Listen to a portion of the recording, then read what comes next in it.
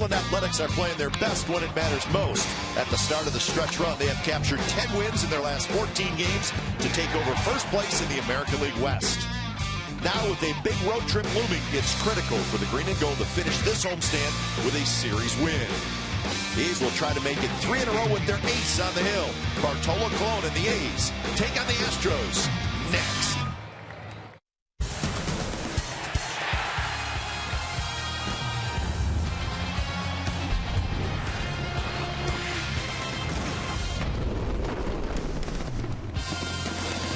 Now the A's wrapping up this long homestand this afternoon at the HOU at OAK Coliseum. It's a gorgeous Sunday for baseball. It is Fiesta Day at the ballpark. It's also Hyundai Sunday, brought to you by your Bay Area Hyundai dealers. It's the A's and the Astros, the fourth and final game of the series. You'll see it right here on Comcast Sportsnet California, and there's your standings. The A's with a game-and-a-half lead over the Rangers in the West with 20 games left to play. Hey again, everybody. Welcome to Oakland A's Baseball along with Ray Fossey. I'm Glenn Kyber. Well, a couple days ago, we talked about Josh Donaldson. We thought he was the team MVP. Great offense, great defense. But a guy who's maybe a little more quietly had a terrific season is Jed Lowry, Ray. And we talk a lot about Donaldson, but let's not forget about Lowry. You know, I think anytime you can have a power-hitting shortstop who, by the way, is a switch hitter, is not bad. He can field his position. Friday night against the left-hander Keuchel, batting from the right side, drove in 2 big runs in the early part of the game. And I think the main thing about him, he's a doubles machine, as he has talked about, up the middle with a base hit, again to drive in the run. So he waits to the afternoon because he knows the ball carries a little bit better, and that's what happened yesterday afternoon against the right-hander Zaid, who, as Lowry turned around to bat left-handed over the center field fence. So 11 home runs, 62 runs driven in, hitting about 290. Shortstop with that kind of power, that kind of RBI production, not a bad guy to have on the team. Well, Paul Clemens was supposed to pitch today for the Houston Astros. He's pitched very well against the A's in relief, but he was just scratched, a little blister, so Lucas Harrell's going to throw. Well, he had started against the Athletics, and we'll talk about it. A shift in the second inning when Seth Smith bunted against him. That opened up a big inning. He was not happy, but at least the A's know what this right-hander is about, even though it is a late scratch for Clemens. All right, so indeed, it's the right-hander Lucas Harrell. He will be opposed by the A's Bartolo Colon. Bartolo looking for his 15th win of the year. We're going to have lineups and first pitch on a gorgeous day for baseball in Oakland. Stick around. It's the A's and the Astros coming up.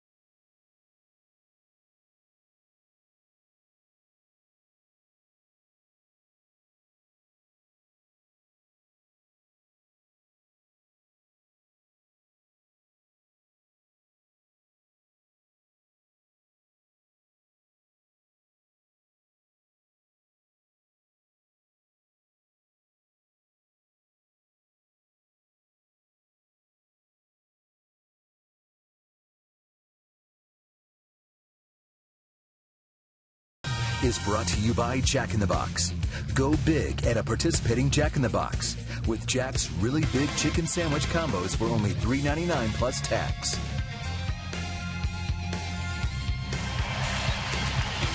Sunday afternoon baseball from the HOU Coliseum. It's the A's and the Astros.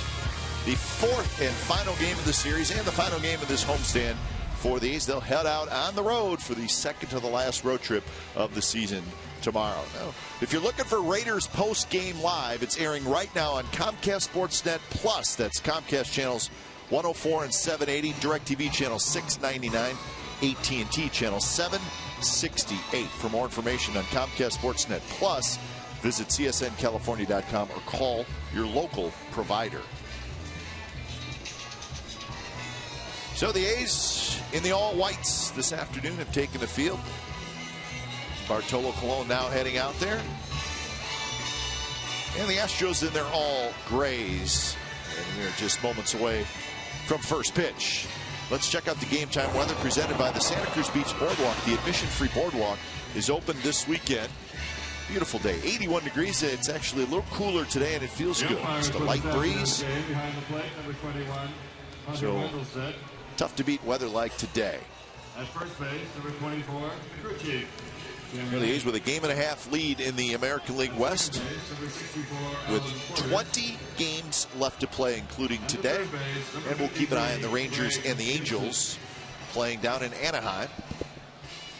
Texas has an early 1-0 lead in the second inning of that game. The A's can thank Grant Green, the former Athletic, who drove in 3 runs last night, helping the Angels defeat the Rangers. Big 2-out, 2-run double. Getting a chance to play every day with the Angels. So here's the lineup for the Astros. VR, Altuve, Crow, Wallace, Dominguez, Kraus, Hose, Pagnazzi, Barnes. Bartolo Colon 3-1 against the Astros this season. He has 6 wins overall in his career against Houston, but in his last 2 starts, both times he's gone 5 innings. Of course, the Detroit kind of designed because he left after having a 6-1 lead. But against the Rangers, that was not the case, as he gave up 4 runs, but only 1 earned run in the game. But Bartolo just trying to get back to where he was, especially in the early part of the season. A good fastball, good slider, occasional changeup, but he mixes his fastball well, and he'll need to do it today against a pretty good hitting fastball team. Here's the defense for the A's. Cespedes, Crisp, and Moss in the outfield. Callaspo, Lowry, Sogard, Barton, third to first. Vogt is the catcher. So no Josh Donaldson today. And the first pitch of the ball game is bunted, and it's bunted foul. Donaldson quad bothering him a little bit. We saw it yesterday, so he's going to get a day off. And with the day off tomorrow, you're really getting about 2.5 days off if you are a little bit banged up. So an odd spot for Josh Donaldson is being on the bench. The odd spot is having the manager having to sit next to him. Skipper might put him in just to get him off the bench. We have seen some players like that, but Josh Donaldson asked him why he bent down. And big bouncer by VR, and it rolls into center field for a base hit. You know, yesterday it looked like he grabbed his left ankle, but he said he's just putting his socks down. But Batting in the second position. the A's, it's not surprising, as Donaldson normally is in the lineup, so it takes a lot for him to come out. But like I said, it's very good with the off day tomorrow, traveling, and probably be back in the lineup on Tuesday night at Target Field. So VR opens up the ball game with a single to center field, and that'll bring up Jose Altuve. Astros 47 and 95 on the year. They're 24 and 46 on the road. And they're in a busy stretch.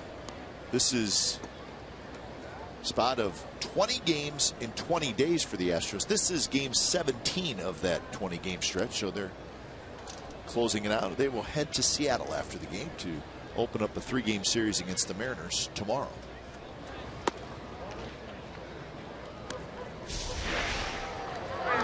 Donaldson, and he said it was his right quad, and that's why he was limping a little bit. Thought it might have been a hamstring, an ankle, but said he felt it on his second or third at bat.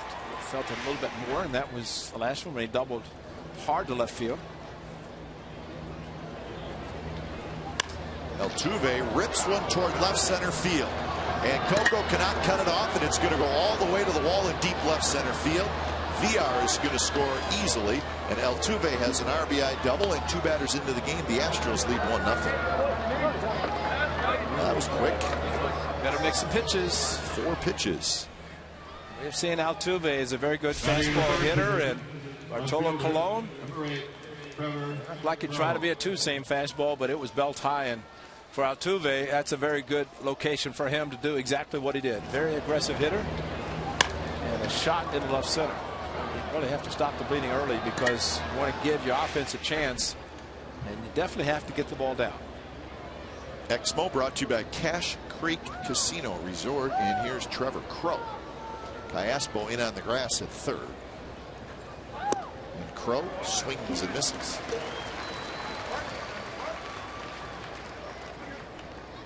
Last 4 starts for Colon. Of course, in between there, he is on the disabled list. This is his 3rd start since coming back from the disabled list. So he hasn't won a game since July 26th. And that one close but outside, and the count is even at 1-1.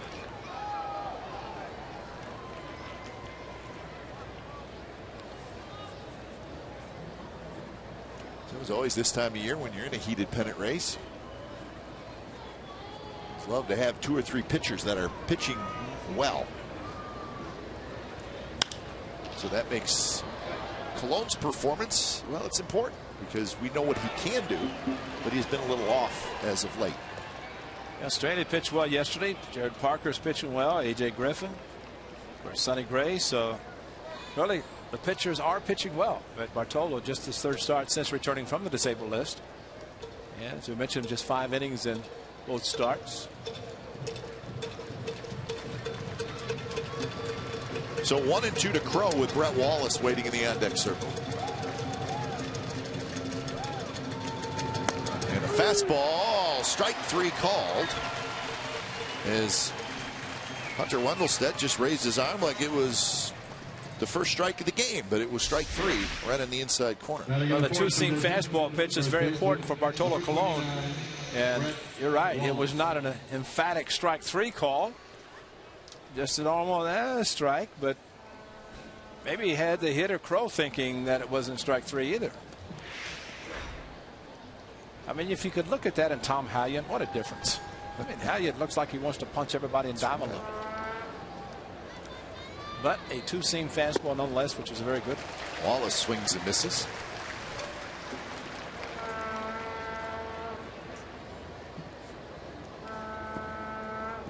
One thing we did see in the start against the Rangers, he was keeping the fastball down. Colon was. Against the Tigers, his first start back, left the pitches up a little bit, but got an early lead and ended up leaving after 5 innings. Another fastball, foul back, and the count is 0-2.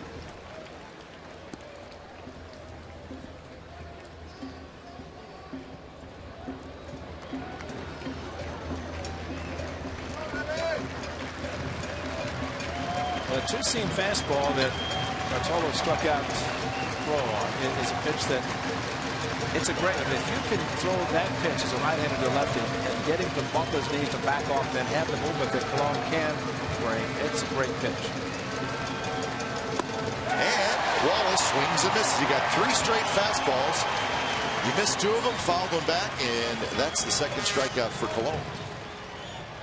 Well, the movement's there, and that's the important thing for Bartolo, with the pitch a little bit away, but a little bit extra on it, which we have seen Bartolo be able to get a little extra on his fastball when he needs it, and that time he got it.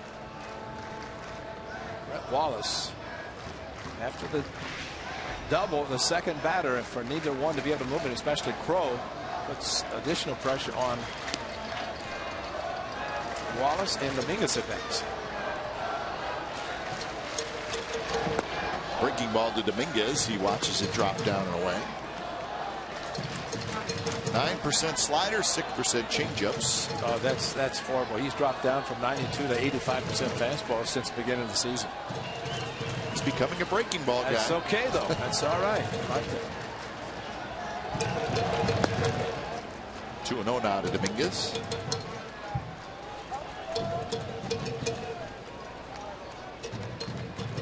Dominguez is 2 for 8 in this series with a couple of RBIs. And this is an important pitch because he has just thrown 2 sliders out of the strike zone. Dominguez took them, and it doesn't matter what he does if he throws a fastball, if he has movement and location. 3-0 now with a left-handed hitter, Mark Krause, in the index circle. At this point, he might be more comfortable against lefties.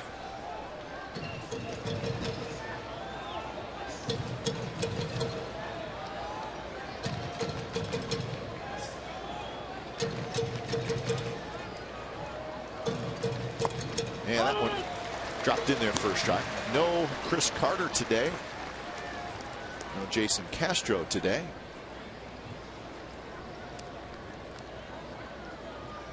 Mr. Krause, the big guy with the hard, powerful left-handed swing.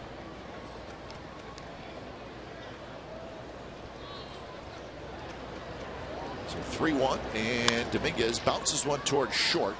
Lowry has it. Side retired. The run on 2 hits for the Astros. We're headed to the bottom of the first. Houston won, the A's coming to bat.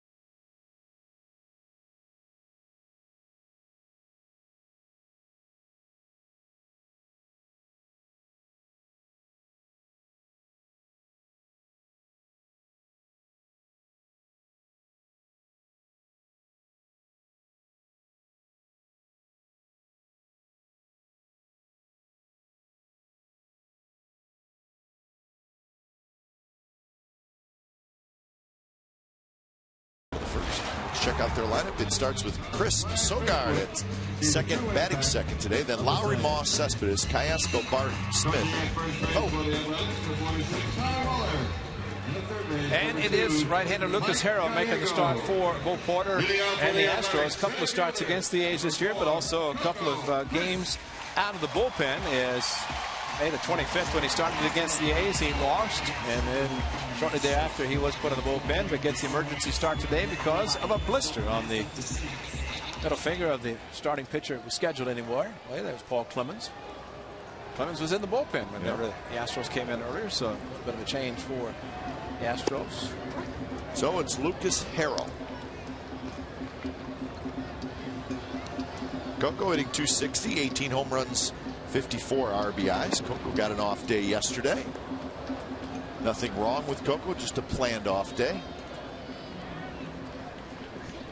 He's have 2 more off days the rest of this season. And that one missed inside, 1-2. And Harrell throws a cut fastball in addition to 2- and 4-seam fastball. The normal pitches you would expect from a starting pitcher. And probably wonders where the strike zone is for Wendelstedt and why the 0-2 wasn't called. It's a pretty good pitch. It was the best pitch he's thrown today. Even better than the second strike that was called around the ankles.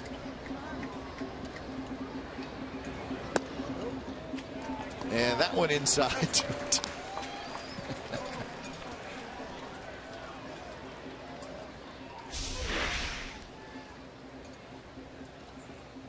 Well, if it's on the plate, it's a strike because strike 2 was lower than that one. Coco finally takes a rip at one. Okay, for the 7th, Coco. was in Houston. Beginning of the season, he was hot and continued in Anaheim. You're looking at 18 home runs for your leadoff hitter. Talked about Donaldson and talked about Jed Lowry, but Coco Crisp, what a season he is having. I guess he's foregoing any stolen bases or more stolen bases and taking the home runs. And that one is strike 3, and that is lower than a couple of the other pitches. That's the surprising thing. Down the middle, but you know, maybe Coco should have known this is going to be called a strike because it was the second pitch to him that was called in that same location, and that's low. That is a low strike, or not even a strike, just low. So we'll see where this leads to as Sogard steps in. Well, Alan Porter, we saw a couple of nights ago, strike zone was very pitcher friendly, and I think the A's and had to hesitate there for a moment. I thought that one was going to be called a strike. But Mr. Porter, Alan Porter had a very good strike zone. Looks like Hunter Wendelstedt also in that same category. I think we'll just wait it out today. Yeah, right? I think we have to. I think it's just a matter of waiting to see. I mean, if he's going to give just a normal call on a strike 3, as was the case to Crow, we really can't anticipate too much. But and you know, we talk about it, but pitchers, hitters also have to determine the strike zone of a particular umpire. It's behind the plate, and it does change from day to day. Sogard bunts, picked up by Dominguez. He throws, and they got him. Nice play by Matt Dominguez, the third baseman.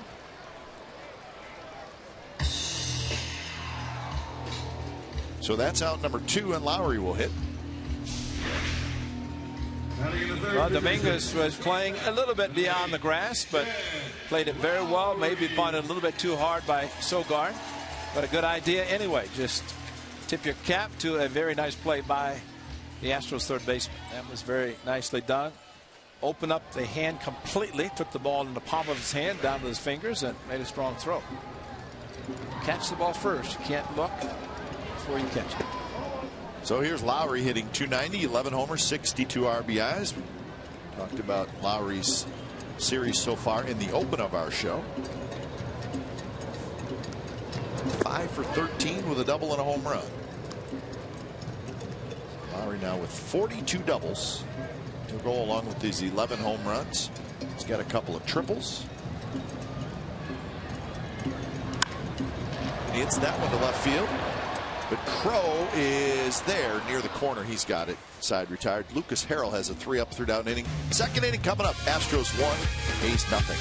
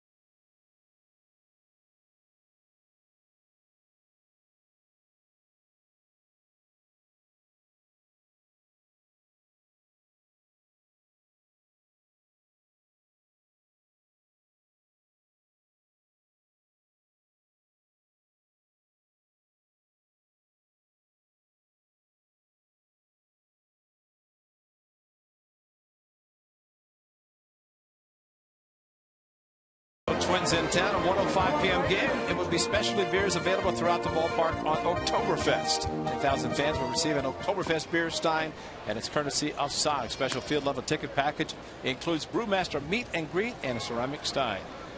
All the information you can get at oaklandathletics.com/Oktoberfest. Kraus, Hose, Pagnazzi. Your 3 scheduled hitters for the Astros against Cologne.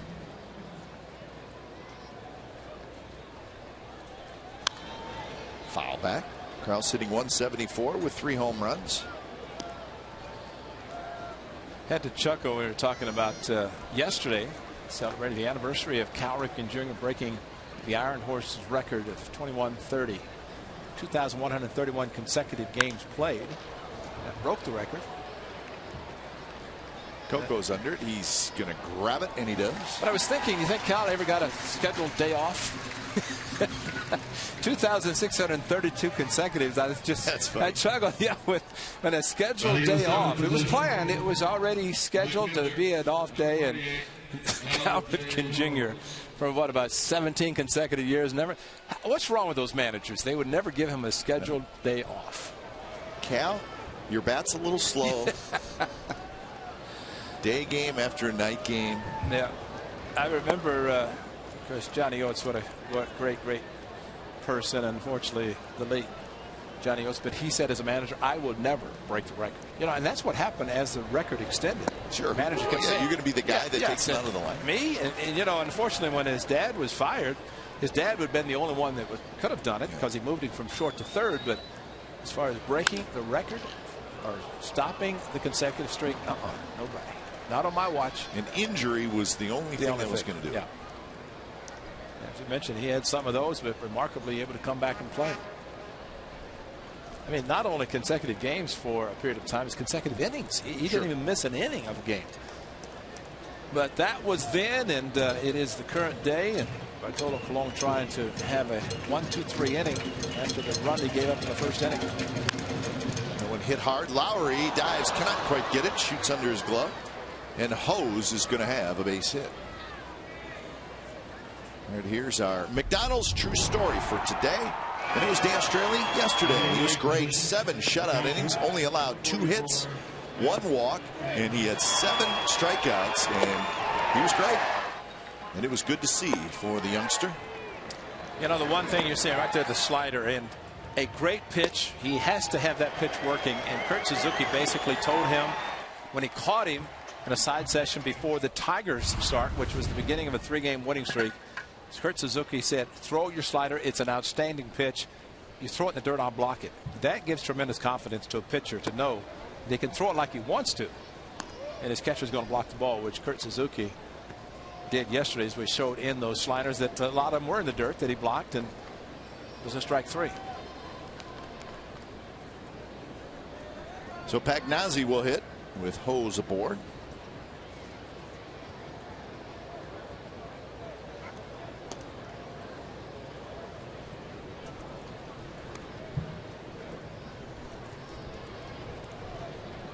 Hose is a good base stealer, at least early on. 7 out of 8 in that category.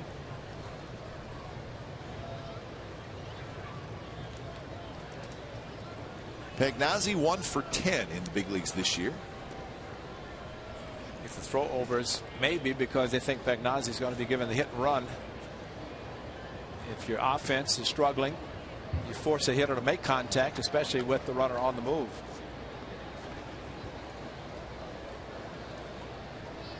Brandon Barnes waits in the on-deck circle. Outfield shifted well toward right center.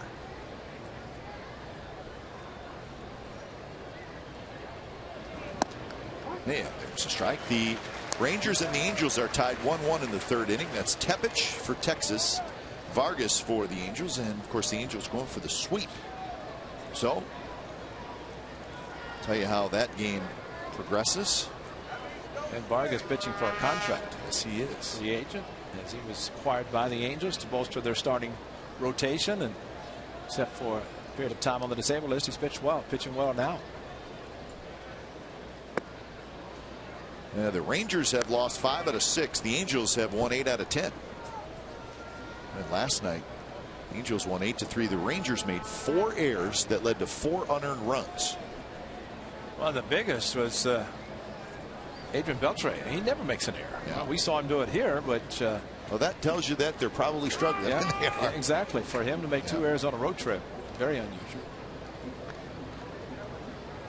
Runner goes, and the pitch is hit hard. Barton grabs it, steps on first, and he'll get the out there. Hose goes to second. So nice play by Barton. That ball was hit very hard. Well, there's a case again with the runner being held by Barton. He did not take that much of a jump off first base, so the hard shot by Pagnazzi, he's got to be thinking, this is the way I'm going. Barton playing close to the bag, able to handle a shot that if he's off the bag, it's down on the corner with the speed of Hose, probably would have been a run. Barton made the smart play getting the hitter out and had no chance with Hose on the move to get him. So here's Barnes, runner in scoring position with 2 outs. Fastball away. Barnes 243 with 7 homers, 39 RBIs, and he is 1 for 8 with an RBI in this series.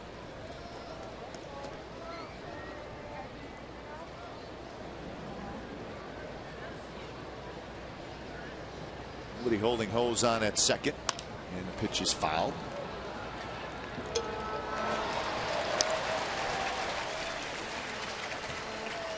There are some pitchers it takes a little bit longer to get started. They come out of the bullpen, especially at home, warm up as Bartolo Colon, any starting pitcher at home does, take the mound.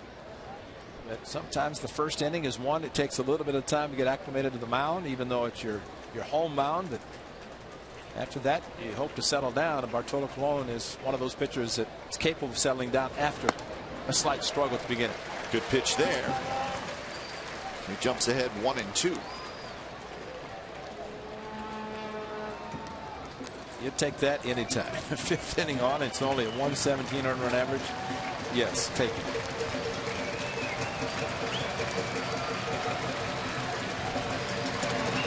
I'm going to slide it to Hose with 2 strikes for a base hit. He's got to throw it hard and try to toward the ground. Not like that. And that one is lined to right. Moss coming in, and Moss grabs it. Side retired. No, he did hang it, but luckily Barnes hit it right at Moss, and the Astros do not score.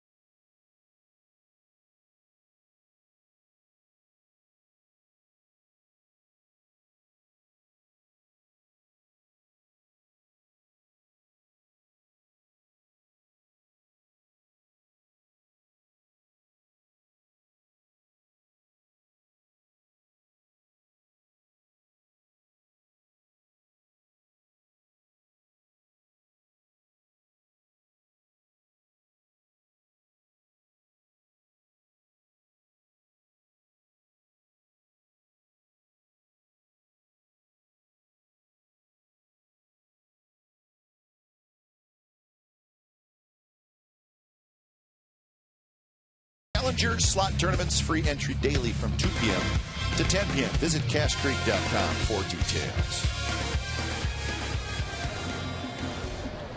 Moss to lead it off, and he takes the first pitch, call the ball. I like that little. Well, that was a good. That was looked like a good pitch. We're not sure what's going on today.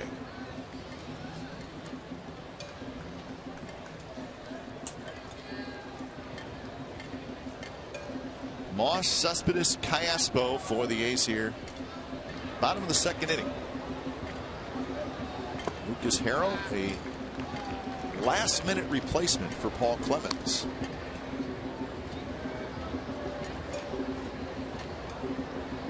Harrell, 28 years old. It's if you're a pitcher, you can dislocate a finger on a ball back at you, and you stick your hand up and walk off the mound. You stand in the dugout, and you pop it back in, said, "I'm okay." And you're walking off it. And then a little blister's gonna. No.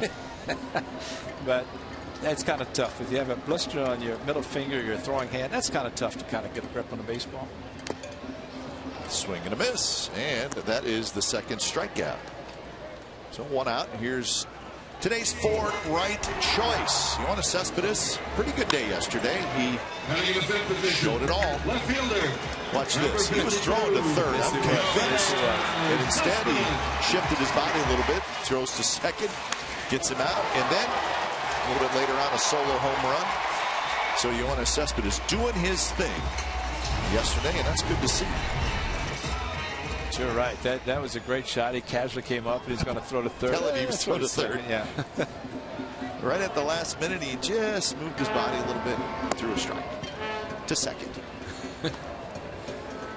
Talk about a great deke. Yeah. Deke VR for sure. Home run yesterday, his 22nd of the year. He's got 64 RBIs. Check the swing. When you think of yesterday and the A's winning by 1 run. VR thrown out at second. Barnes at third. I mean, a lot of things that could have changed the game. But it's a learning process for the Astros, and they will get better. They are getting better.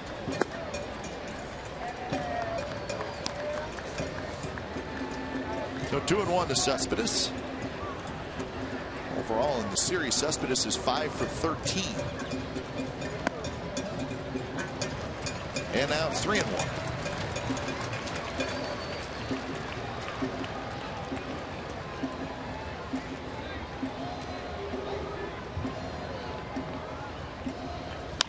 And that one hit hard, and it's into center field. The base hit shift was on, so had 3 infielders on the left side, and Cespedes hits it through the right side, back up the middle. Seen a little bit more of that of him lately, Ray, hitting the ball to the middle of the diamond.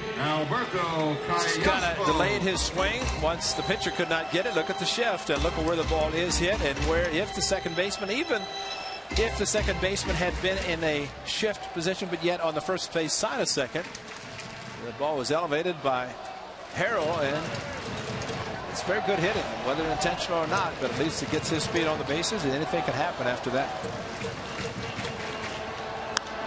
Callaspo goes after the first pitch, sends it to shallow center. Barnes comes in.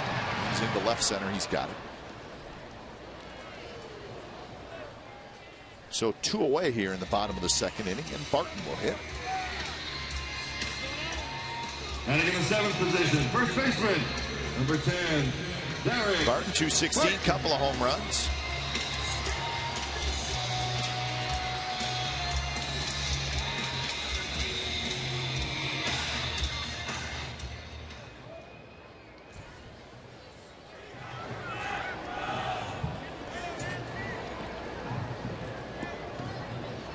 Hitless in this series is Derek Barton.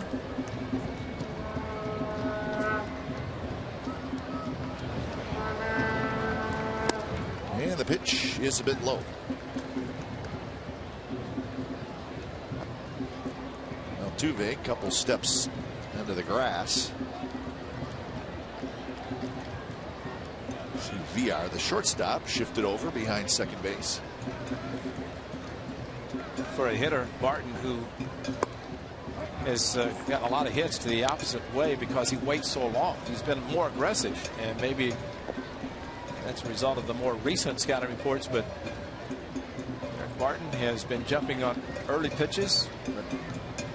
I mean, Chili Davis has told him a lot of times when he's gone to the plate, he said first pitch is going to be in a certain location, and he's jumped on it. He's hit it hard for usually RBI singles.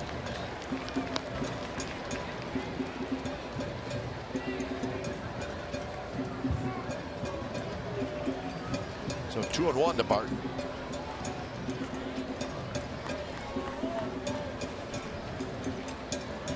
pretty good lead for Cespedes at first.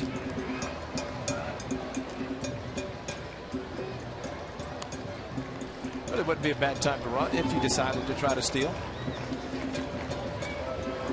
But he might have his Johannes Cespedes scarf giveaway on his neck today. Wrapped around his neck as he heads off to second. Probably will not see a lot of those being worn today. I saw one actually down below. I was shocked. Guys, maybe he's trying to keep his neck from being exposed to the sun. Maybe that's actually not a bad idea. That is a good call. Yeah.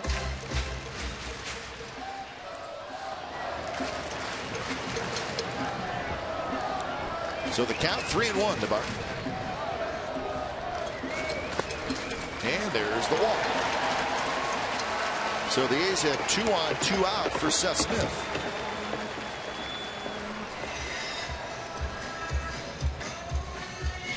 The Mariners have scored a run. They lead the Rays 1-0 in the second inning. Pitching matchup up there in Seattle is Matt Moore, 15-3 against Ramirez. Rasmo Ramirez, right-hander. So Matt Moore making his second start since coming back from the disabled list. The Rays just want to go home. I was thinking the same thing, and just want to go home. Can't blame him. Man's comments about that kind of the same, about something about being out so far away from home, right on the West Coast. They are 2-7 on that road trip, and they're wrapping it up. They will go home. We're talking about the Rays now. They'll have Monday off, and then they'll host the Red Sox Tuesday, Wednesday, Thursday. So that is what's coming up for the Rays, who are just hanging on to that #2 wild card spot in the American League. Smith bounces one. Altuve to his right out on the grass. Throws in time.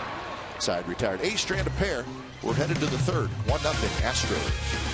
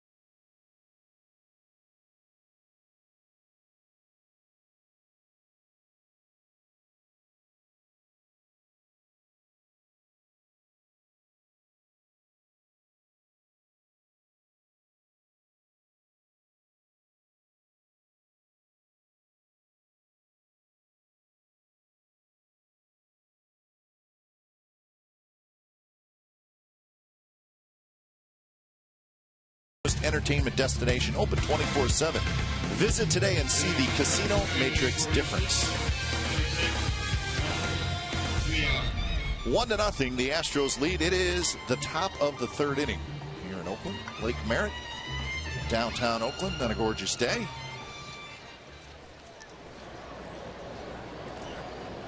It's the Melvin bunch out in left field.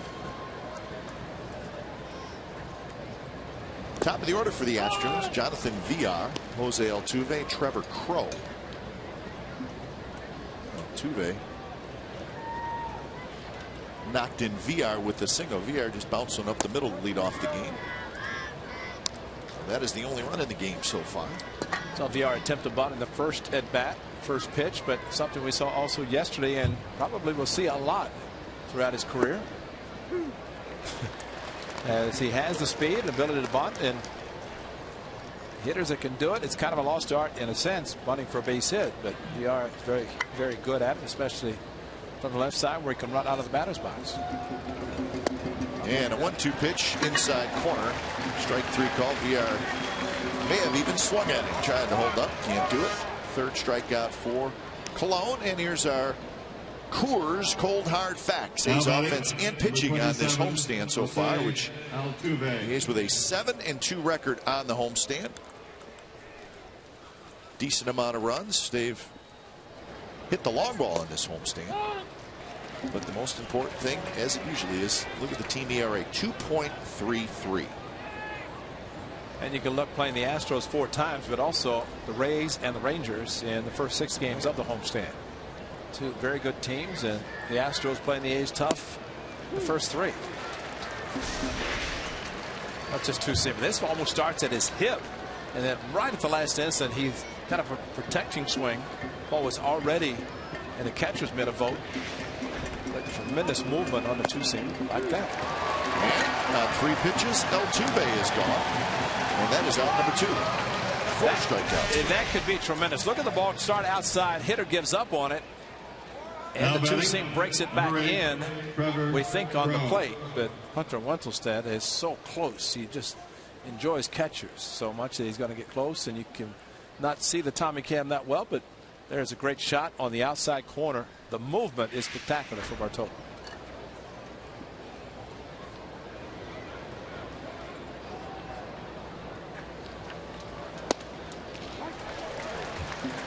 Trevor Crowe takes the strike on the inside corner.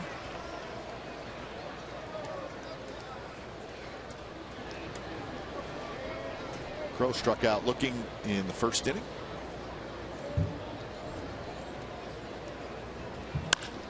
Hits that one hard. Barton backhands, spins around, runs to the bag, beats Crowe there, and that's a 3-up, 3-down inning for Bartolo Colon. 1-0 Astros as we go to the bottom of the 3rd.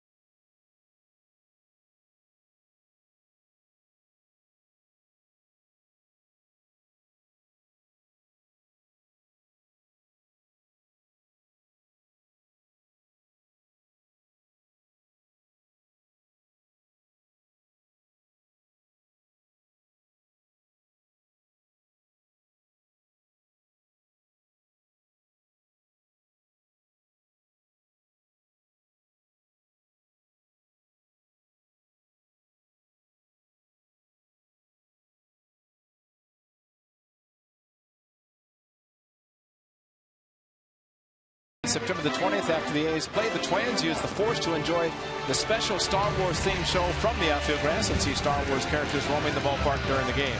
Purchase a special field level ticket package at OaklandAthletics.com to receive a limited edition Star Wars t-shirt. And that's probably a good idea to get your tickets for the final fireworks show. It's a Friday night. Should be a good crowd on hand. So as always, if you want to come out to see the last fireworks, get your tickets early. If not, you see it right here on Comcast Sportsnet California in high definition. Vogt leading things off against Lucas Harrell. Got out of a jam in the second inning. He's had a couple runners on. Always the key in a game is keep close. Stay close and see what happens. And now 3-1.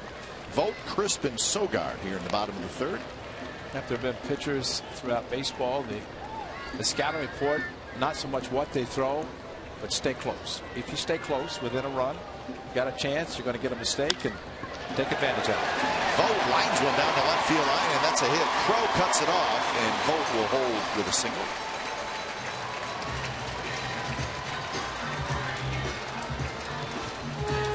Smart hitting. Hit number 2 for the A's. Pitch location outside, a little bit up, and Vogt now batting. Going to the opposite field nicely. Crow does a very good job cutting the ball off. Vogt maybe thinking about a double. And might have been, but Crow, once he cut the ball off as Vogt was rounding first, he decided to better stop.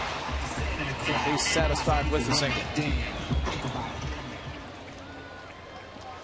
So top of the order, and Coco Crisp steps in. Coco struck out looking in the first inning.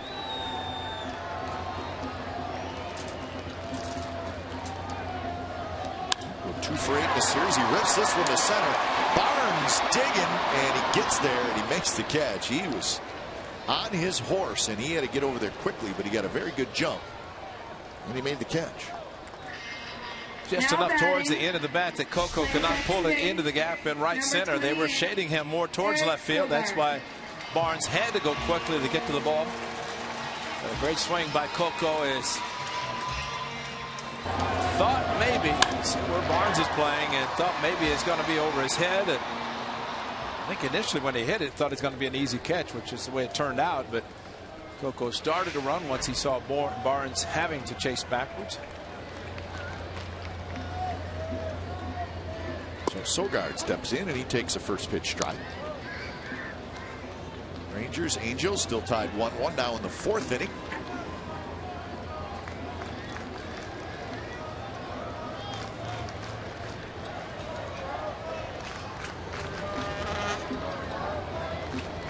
Swing and a miss, and a ball that was moving away from Sogard.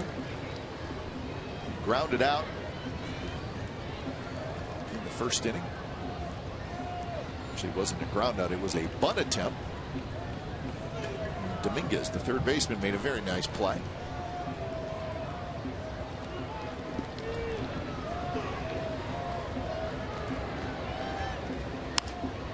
Jammed with a fastball.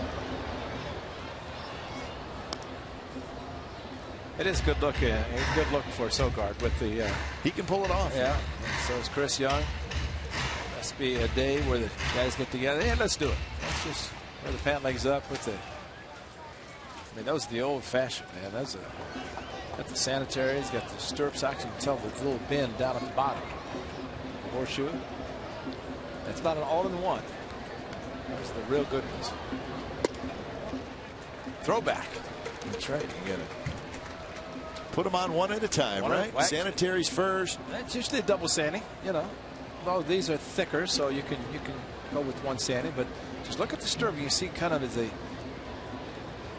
yeah, that's a stirrup sock. That's a good look. Got pulled up high.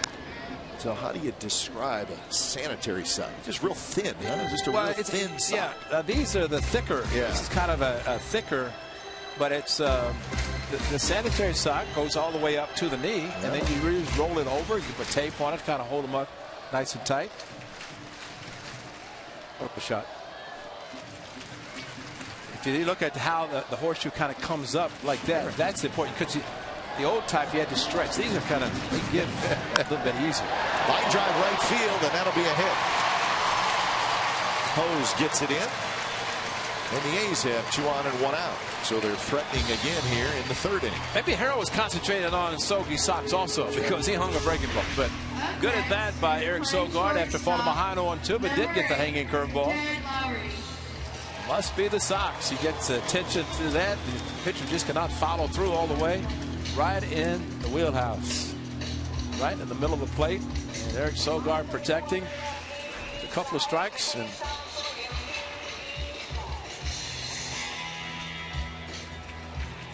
I know George Hendrick is coaching first for the Rays, so he's not listening and watching as we talk about something that he originated. Everybody at one time had to wear those, and George changed baseball forever with the pant legs all the way down to the top of the shoes. That's right. George said, I'm going to try something new. Yeah. And that's George Hendrick. Look right there. George started that. Those pants probably maybe 40 inches long, but different looks, but whatever works, it's up to the player. That's what he does with the bat in his hand or the ball in his hand. No matter how he looks doing it, just get the job done. 1-0 to Lowry. Way inside, 2-0.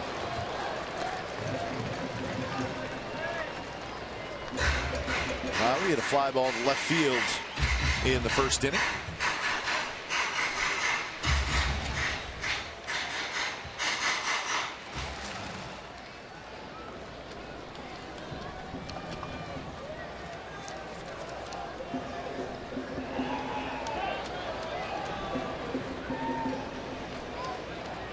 So the A's had a single and a walk in the second inning.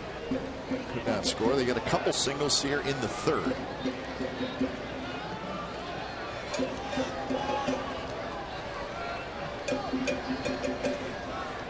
2-0 pitch is ripped toward right, hit well. Ho's on the move, he's near the wall, and he makes the catch, crashing up against the wall. So L.J. Hose takes extra bases away from Lowry, and that's the second out. Cap, we noticed in the beginning of the series how deep Hose was playing in right field. He doesn't make the catch if he's playing normal position. He plays deep, did not have that far to run to rob Jet Lowry of extra bases. Number 37. Excellent play. Cannot take that away from him because it was hit on the line, but by playing deep he could get to it quicker, bang into the padded wall, and still make the play. But Jet Lowry on the pitch perfectly. Great swing, and that's where you get frustrated. As Lucas Harrell appreciative of what could have been 2 runs if Hose doesn't make the play. So Vogt was able to tag up and go to third. So runners at the corners for Moss. Moss had a rip and a fastball that was up belt high, and he fouled it at the plate. I don't know if Harrell is intentionally pitching up in the zone to Moss, but it's working for him. Struck him out on a high cutter his first at bat off the left shoulder pad, to the left shoulder of Hunter Runtelstedt.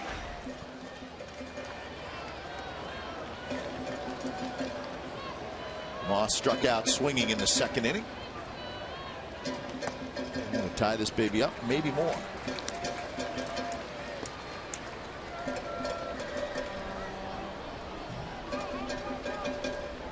.269 average for Moss with runners in scoring position.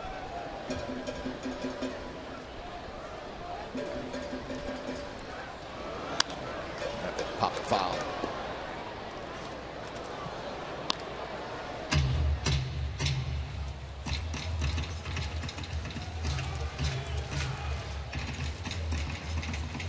See the defensive shift for Moss.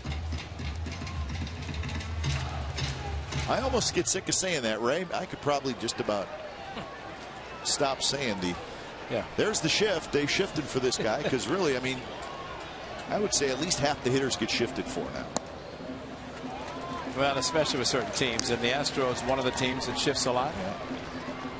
I know Lucas Harrell doesn't even want to talk about it, because remember how he imploded in the second inning in Houston when Seth Smith, and the shift was everybody to the right side. He laid down a perfect bunt leading off the inning, and Lucas Harrell could not get out of the inning. That one missed inside, and it's 3-2. Tough pitch to lay off, but fortunately Brandon Moss did, and was not called a strike with a cutter down and in. He's heading to the dugout thinking it was a strike, but right over the plate. Home plate umpire looking right at it. So 3-2. Sogard, the runner at first, he will take off. He does, and the pitch is hit well to left center field. Trevor Crowe going back. He's at the wall, and it is off the wall. 1 run scores. 2 runs are going to score, and the A's have a 2-1 lead.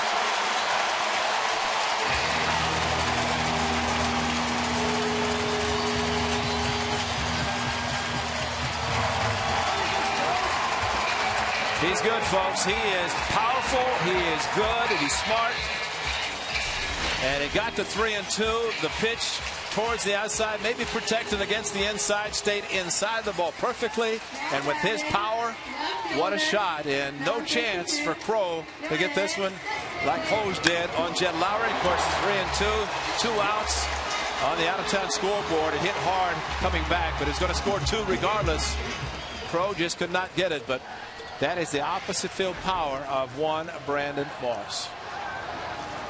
What a season he's having. 26 home runs. That's his 15th double, and especially where he hit it. And there's a line drive base hit to left field by Cespedes. Moss being waved home. The throw is cut off. Moss scores. Cespedes safe, and it's 3-1.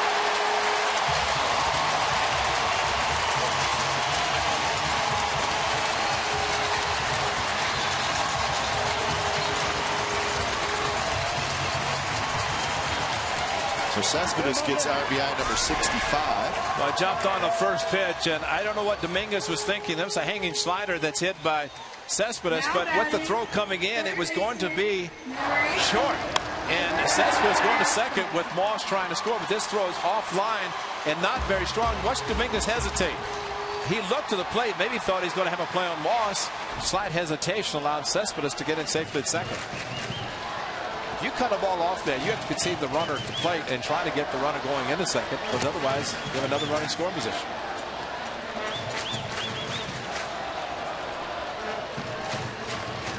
Cologne now with a 3-1 lead. So a couple of big 2-out hits.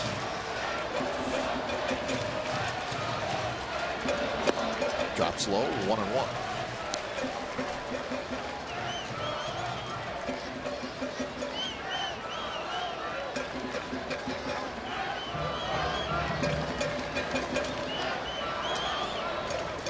Cayaspo hit a fly ball to center field in the second inning. This one's popped up, reached the seats. So 1-2 to Alberto, playing third base today with Donaldson getting the afternoon off.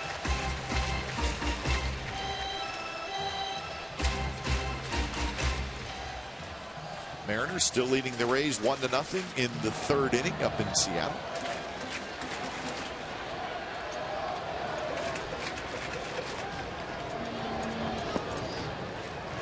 He's laying off some close pitches. Lucas Harrell.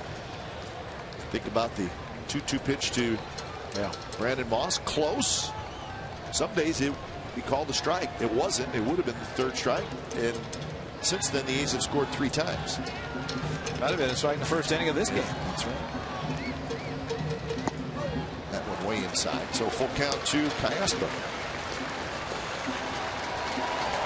Bartolo Colon has done his job, give up the run in the first inning, first 2 batters, but he has settled down, keeping it close, and in this inning, 3 runs with 2 outs, giving the big guy the lead.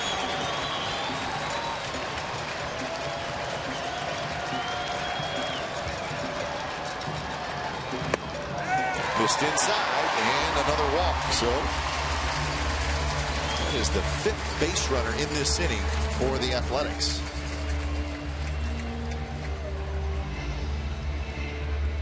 Lucas Harrell just has had no luck against the A's.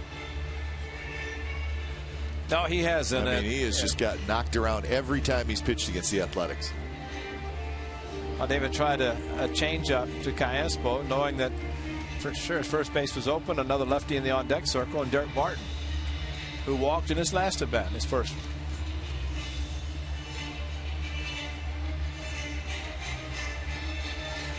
I mean, Harrell has now thrown 21 innings this year against the A's. He's given up 19 earned runs. He's given up 21 hits, and he's given up 19 walks. Didn't he get knocked out in the first inning early this year against the A's? That was the second. He get second inning, like a 1-2-3 first inning, and then Seth Smith bunting, but didn't get out of the second because of that first bunt. And he was can still see him stomping off the mound, which probably said you can take the shift and apply it maybe to somebody else or do something with it. But in that particular case, it hurt him. never recovered.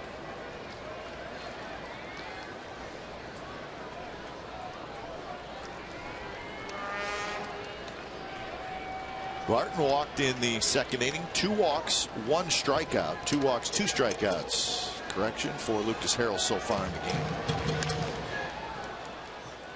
He's really trying to jam the left-handed hitters. That slider, cutter.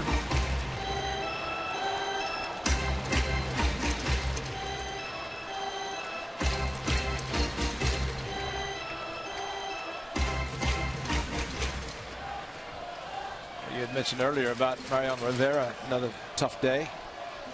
Did you say he blew a save again? He blew a save, yeah, but the Yankees won it in the bottom of the ninth. But that's what Harrell's trying to do with his cut fastball inside the lefties, something that Mariano Rivera does so successfully and has throughout his great career. But if it looks inside to a hitter, and then it's going to break more inside, he's probably not going to swing at it. Right. Now that's a 4-seam fastball, and that did not move, and that's why Derek Barton went down to the ground.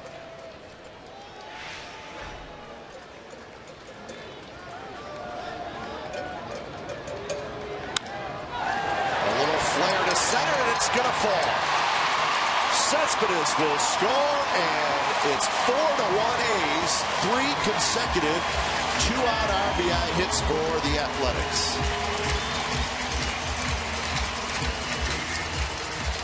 But that one, a pitcher could say, well, that's just a lucky hit. But you make contact, you take it. Derek Barton had the ball up around his head, and then to go down with a 2-seamer, he just threw his bat at it. And nice changeup that Derek Barton at least was going to protect. And when you protect, you make contact, good things can happen, and it happened there because Barnes was playing deep. VR couldn't get to it, and no chance to throw out Cespedes, who broke on contact. So the 9th man to bat in the inning is Seth Smith. 4 runs in for the A's, all with 2 outs.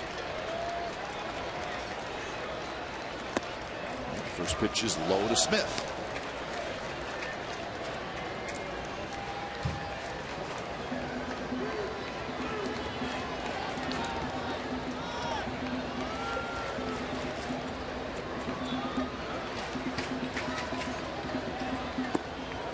Now 2-0. No action in the bullpen. 34 pitch inning.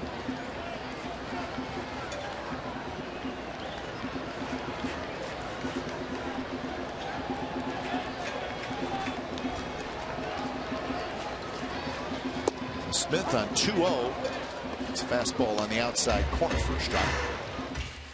Just think where Lucas Harrell would be if Hose had not made the play in right field on the ball that Jed Lowry hit. That's an out that was hard hit by Jed Lowry, but Hose did make a nice play against the wall. Looked like might help Harrell get out of the inning, but has not worked so far. Well, and Coco's out was a hard hit ball to center field that Barnes had to go back and overflow.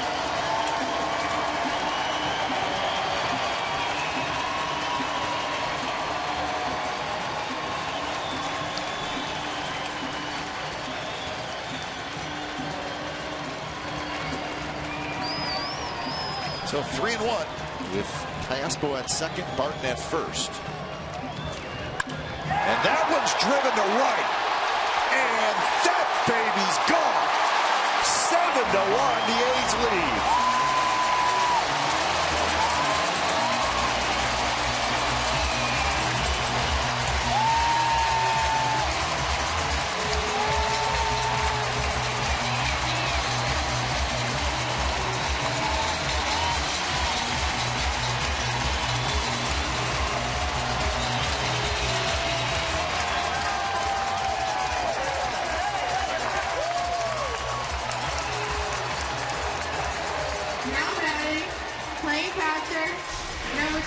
Well, 3-1. He worked the count and fastball.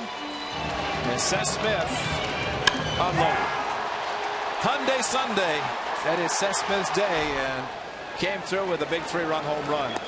This one in a beautiful sunny day. The last one he hit, which took him a long time to hit. Remember the rain shortened game in Detroit. but it counted. That was against Rondon.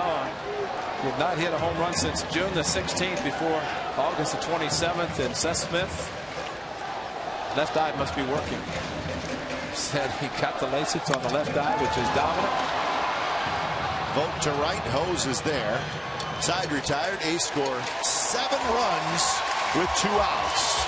And we're headed to the 4th. It's the A's 7 and the Astros 1.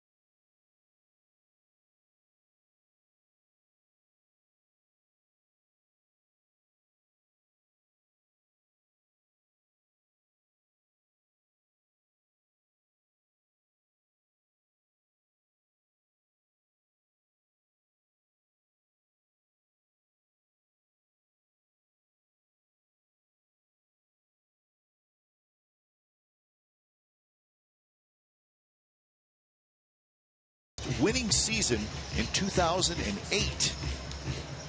2008. They won 86 and 75 that season. 7-1. The final 3 runs for the A's in the bottom of the 3rd on this swing. How about the leg? Lift the leg, the foot down, and Seth Smith. He's been hitting the ball hard. Nothing really to show for it. This time, though, had a lot to show for it. So he went from the push bunt with the shift against Harrow back in the early part of the season to this, a 3-1 fastball that he crushed. So Colon now with a 7-1 lead. He faces Wallace, Dominguez, and Kraus.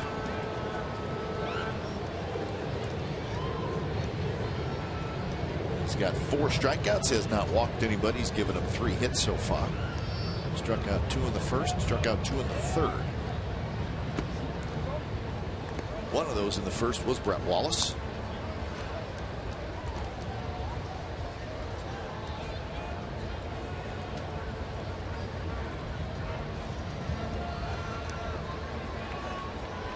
One of the best of the shutdown innings for Bartolo Colon.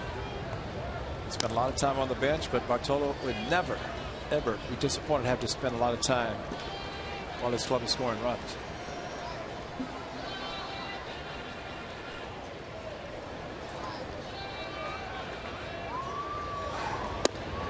Right in there, 2-2. Colon has made, this is his 5th start against the Astros this year, so they've seen plenty of Colon. 1-3, lost 1. His ERA 3.52. His first start of the year was in Houston.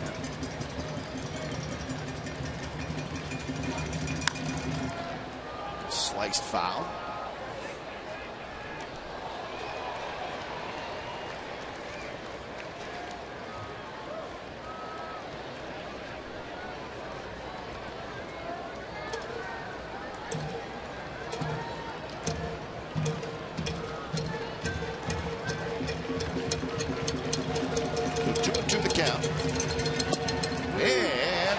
pitch called, strike 3 inside corner. There's that tailing fastball. Now, fans, you can place a deposit on a 2014 A's season ticket plan and receive rights to purchase 2013 playoff tickets. The postseason rights, and what an opportunity fans have with the regular season ending 3 weeks from today. More information, go to 510-638-GO A's or oaklandathletics.com/deposit. And Bob Melvin and his team trying to go to postseason in back-to-back years. They did it, winning on the final game, final day of the season last year, and trying to do it before that this year. They will finish on the road, unlike last year when they finished here. 0-1 to Dominguez. Dominguez grounded out to short to end the first inning. How do you think if Dominguez had come up immediately throwing to second when Cespedes scored, or when Cespedes went to second, he might have been out and the inning could have been over. Yep. Instead of a slight hesitation, Cespedes made it into second. Would have been 3-1. Yeah, because Moss hit the 2-run double and then Cespedes drove him in, but as Moss was scoring, Cespedes sliding into second with just a slight hesitation. Dominguez cannot get him in second, and that opened up an even bigger inning. Fastball that time well off the plate outside. Andrew Romine of the Angels, a 2-run double. The Angels lead the Rangers 3-1 in the 5th inning. Derek Holland got lit up last night, the ace lefty. Cespedes fighting that sun, and he's got it for out number 2. It's always a good sign when the glove comes down. That means the ball's out of the sun. Got the glove up, and when it comes down, the ball comes out, and he's got it easily.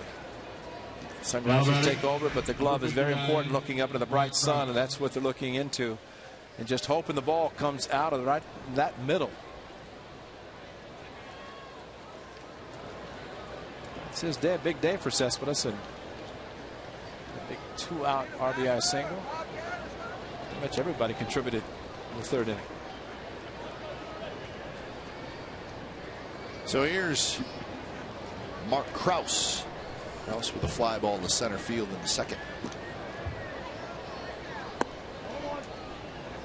Krause getting a chance to DH today. He's got the look of a DH, doesn't he? Yes, he does. And I'm not saying he can't play a defensive position. Right. He looks like a guy who could hit. And, you know, he hits in a home park with a short right field fence, and really with the roof closed, the ball's going to carry well. But you think you can envision him in Yankee Stadium as a left-handed pull hitter with a lot of power. I think the Yankees would still like to have Raul Ibanez. Yes, they would. Considering, yes, they would. I mean, he went home to Seattle, but man, he is still continuing. He may never quit. Why would you? Exactly. Swinging and staying in great shape as he is in. 1-2 pitch just inside. 2-2 now to Krause. 2 outs. That's Eric Bedard, the veteran left-hander, who is getting ready.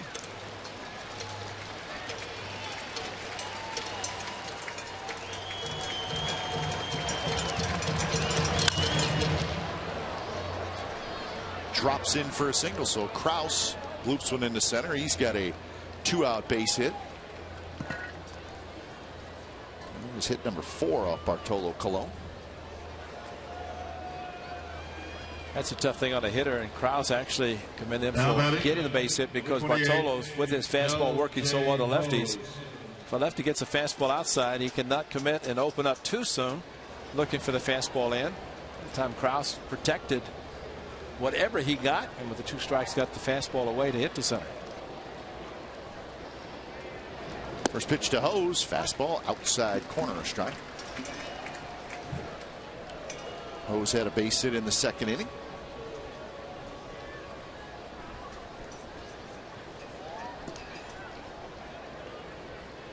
Short lead for Krause at first. Colon, he's got that pitch working to the right-handed hitters. He's bringing it back. He's just catching the outside corner. it has been a while since we've seen so much movement on his fastball, and it's good movement because he can use both sides of the plate, whether righties or lefties. There have been times that he tried to throw it early in the game, it didn't work as well. Tried it again. This one well off the plate.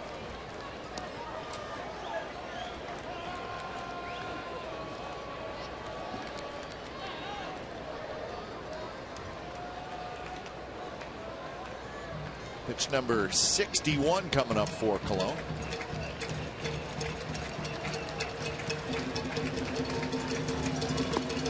It's blocked by Vogt. He drops down. Vogt with that one-handed block technique. Yeah. That's a hard breaking ball, and let the glove down.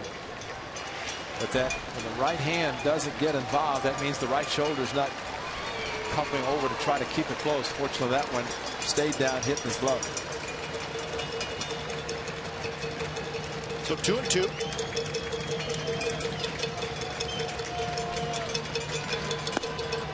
Very close, and now a full count. So Kraus will take off.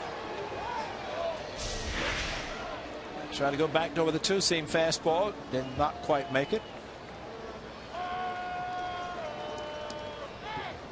Right on the white line, the batter's box.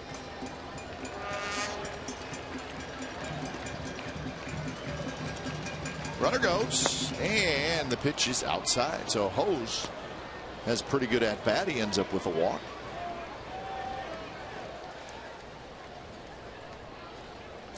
So that's the first walk issued by Cologne to go with his 5 strikeouts. Now batting, number 44, Matt Pagnozzi.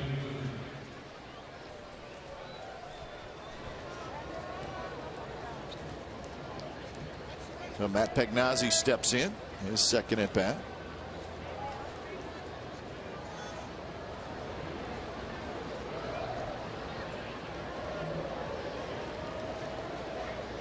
Grounded out to Barton, who made a nice play in the second inning.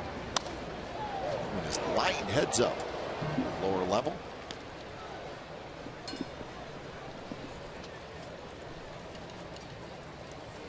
Two on, two out for the Astros. Elvis Andrus has knocked in a run for the Rangers. It's now the Angels 3, the Rangers 2 in the 5th inning.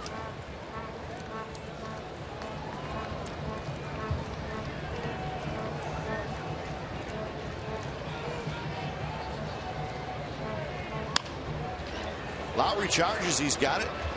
He'll throw to first in time. Side retired. 2 stranded for the Astros. Bottom of the 4th coming up. 7-1 the A's lead.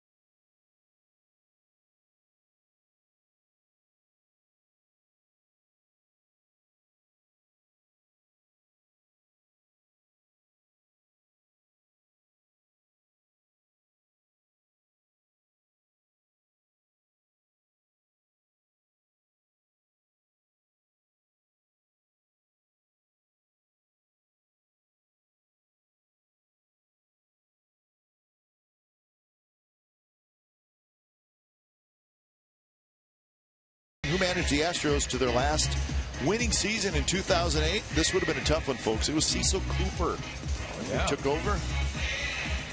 Cecil Cooper. Milwaukee Brewers, first baseman for many years.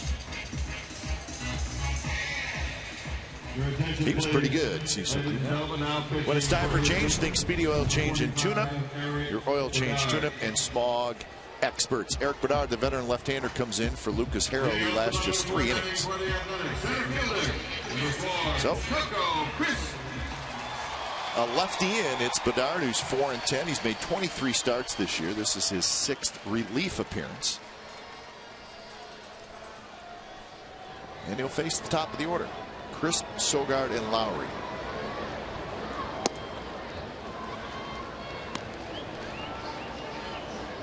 That's the line for Lucas Harrell, and it's not very good.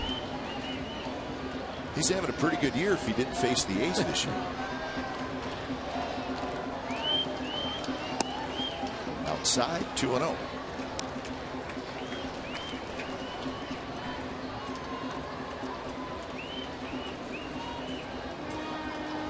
Coco, a strikeout and a fly ball to center field so far. Changeup from Bedard, and a good one.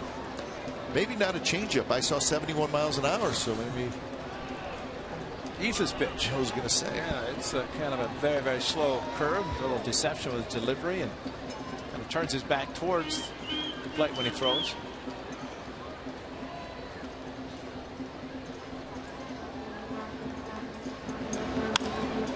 Hit to left field. That's hit well. Crow going back. He's at the wall, shading his eyes, and it is caught by Trevor Crow. Wow.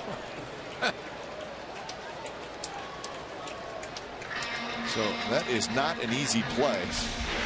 Adventures at the Coliseum and high fly ball. I guess he had to try to find the ball. He did. And fell for the wall, and it's not going to be a home run. He kept feeling, but really never got to it. He almost overran it as he finally caught it. Yep. So 1 out for Sogard, and the first pitch is low. Well, he tried to put his glove up to find the ball, but then kind of reached at the last instant, pulled it back.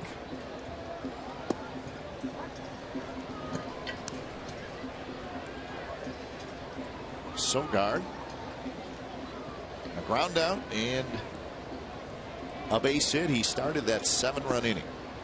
And a 1-out single.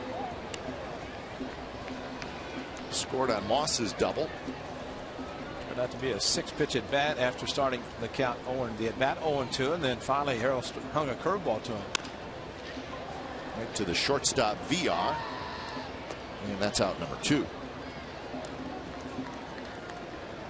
So Bedard has retired the first 2 he has faced. That'll bring up Lowry. Now maybe Eric Bedard in the bullpen works better for him, because remember he had the start where he had a no-hitter, came out of the game because of pitch count. And he said, I only have so many pitches, and he knew he was not going to be able to stay in long enough to pitch the no-hitter. But it was just, when you have injuries, and especially shoulder, arm injuries, then you know what you have left. Another off-speed pitch lofted to center, and Barnes has it. So Eric Bedard has a 3-up, 3-down inning, and we're through 4. It's 7-1, the A's lead.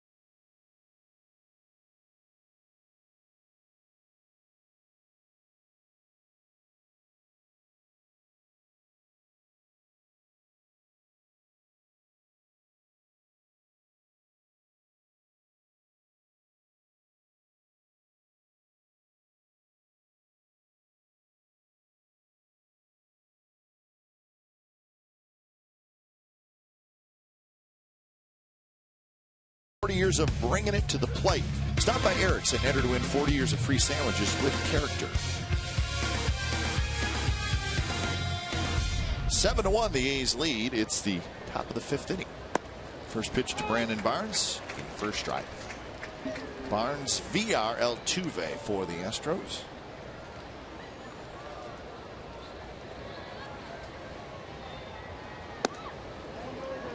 Barnes hit a line drive to right field in the 2nd inning.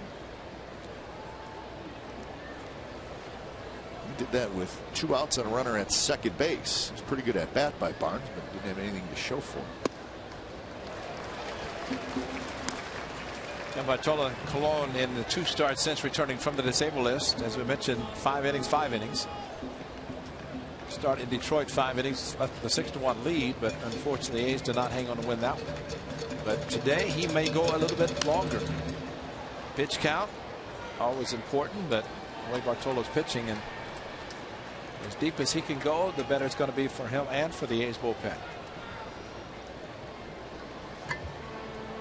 So ahead in the count, 1-2. Yeah, I think it would do a lot for Bartolo to get a 7-inning start in him. Great. On the ground to second. Sogard has it. Barnes is retired, and that's out number 1. Here's today's AT&T U-verse rewind. Brandon Barnes, well, it's been an interesting series, Ray. I don't know how else you could really put it.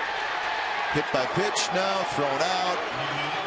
And then yesterday, did the ball hit him on the toe? Umpire said it did not. They called him out. That replay looks like it may have hit him on the toe. And then he was picked off twice. He got in on the first pickoff, but then as the tying run in the 8th inning, he did that. So a few head-scratching moves for Brandon Barnes.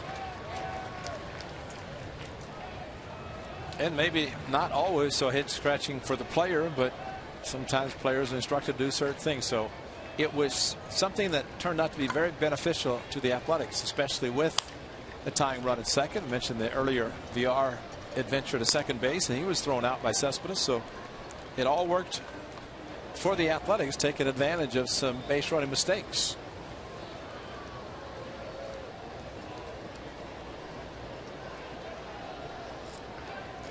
Oh, 2 the count to the leadoff man, Jonathan VR. VR a single, a run scored, and a strikeout so far.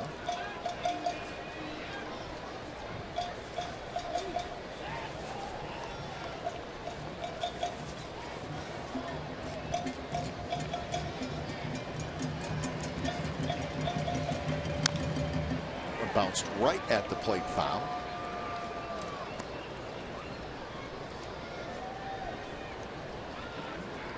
Angels still leading the Rangers 3-2 in the 5th inning. Mariners leading the Rays 1-0 in the 5th inning. Those are all the other games in the American League are final.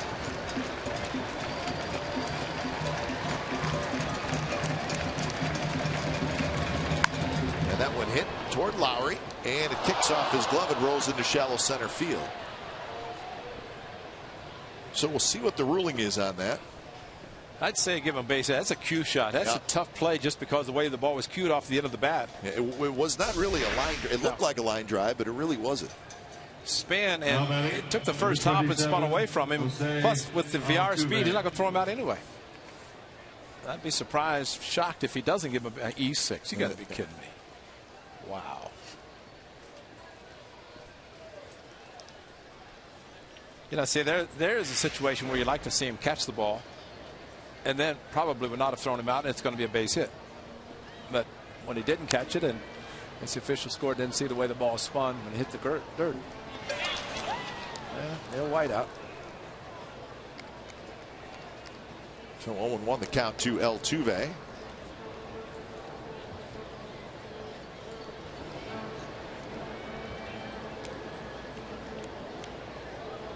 Altuve doubled in a run in the first, then struck out looking in the third.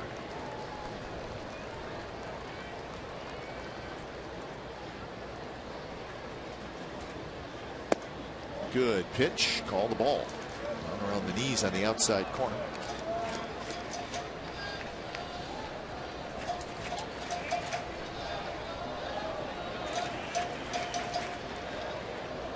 Altuve got a long-term deal from the Astros. Signed that earlier this year.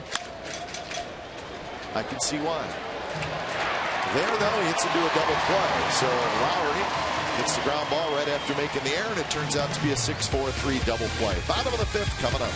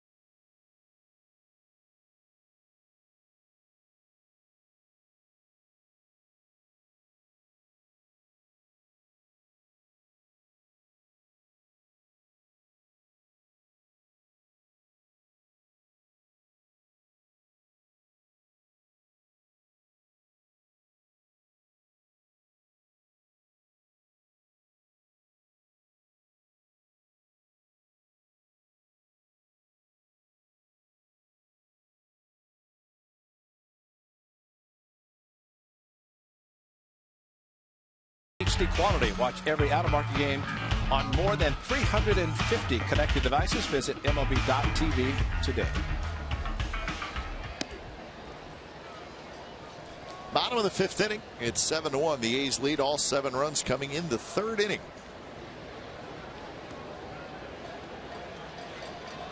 Moss, Cespedes, Callaspo.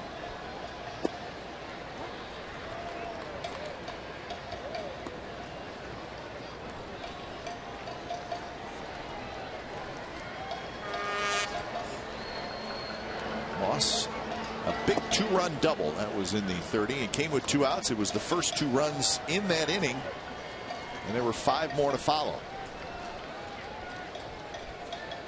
And how close the cut fastball inside to take it to ball 3, and then here a fastball towards the outside. Moss hits one, shift on. Altuve backhands his throw wide and not in time, and Moss is going to have a hit. So Moss is 2 for 3. So you put that down as a base hit to right field, a base hit to second. Yeah, that's true. Because Altuve in shallow right field, and he's not going to throw out Brandon Moss. Moss can run. And even if you're playing in the normal outfield position, or at least in the outfield position with Brandon Moss, you better hurry because he can run. And he showed it there, but Altuve had to range far to his right into right center to try to throw him out.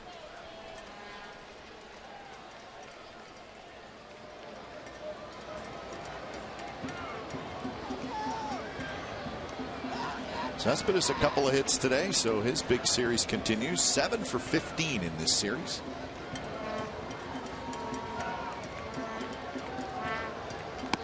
Off-speed pitch is up and away. Brandon Moss, I don't think there's ever a hitter who appreciates seeing the shift employed by the opposition, and especially hit a ball in the outfield. He's going to bust it, and again, Brandon Moss is not the slow type who's going to be thrown out of a play like that. Barnes stays with it, and he makes the catch. So he hung in there. So he was calling it, which means he saw it, but it is still not easy. I mean, the ball can go in the sun at any point. Right. Usually when it's at its highest, it does. But well, he was prepared for this series, for these 2 day games, because he was talking about how sometimes you have to look to the side and turn your body around to get a better angle with the ball into the sun, or at least hopefully coming out of the sun. Pitch to Callaspo is outside. Callaspo had a walk in that 7-run third inning, and he scored. He had a fly ball to center field in the second.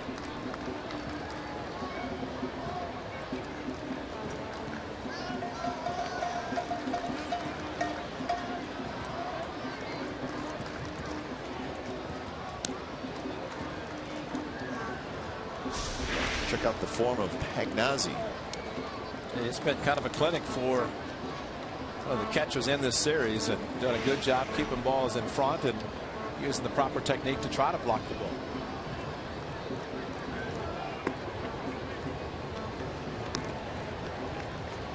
So 3-0 now to Callaspo. Barton will be next for the A's.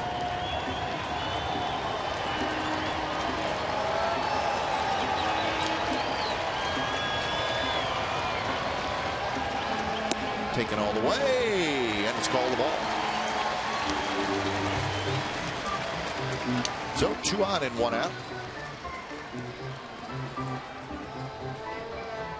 First walk for Bedard, third walk for Astros pitchers. They have walked the most hitters in the American League. They've given up the most home runs in the American League, the staff.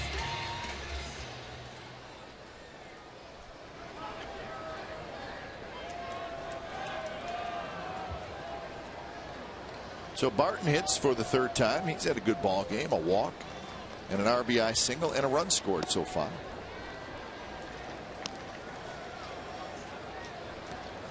Derek Barton told us in a post-game interview he's having fun, he's changed, and I think it's just shown in his play. Still a very good defensive first baseman. His offense is picking up, driving in big runs. 2-run home run off Darvish in the series finale against the Rangers. You like to see players do that. They go to the minor leagues and play hard, get a chance to come back and continue playing as well when they get back to the big leagues.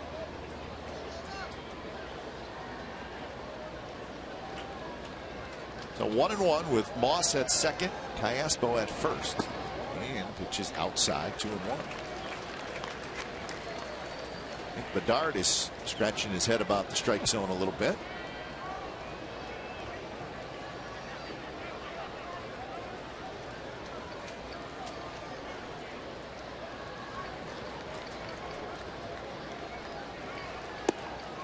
Missed again. 3-1.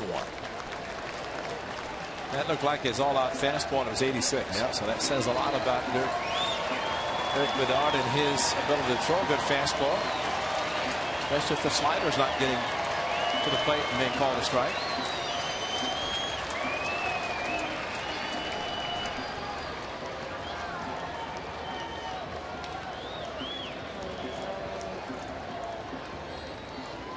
So 3-1 to Barton. And he walked it. So the bases are loaded with 1 out for Seth Smith.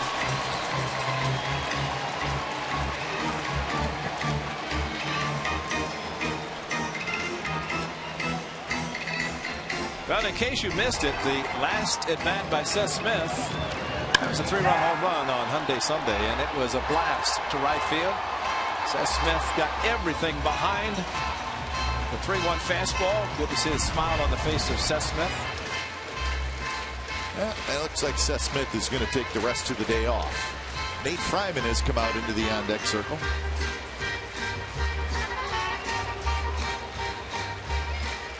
So Fryman will pinch hit for Seth Smith.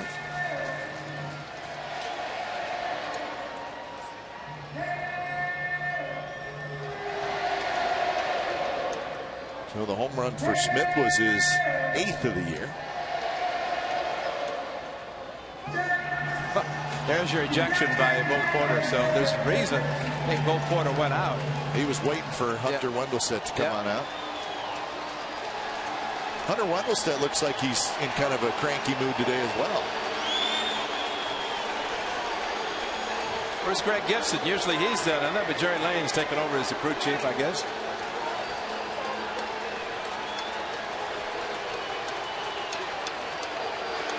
I've never seen an umpire turn his back to someone who's arguing with him.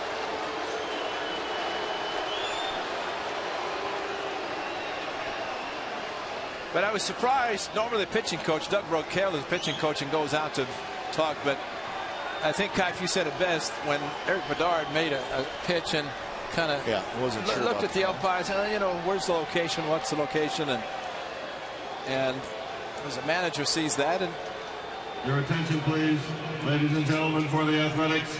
Batting for Seth Smith, number 7, Nate Fryman.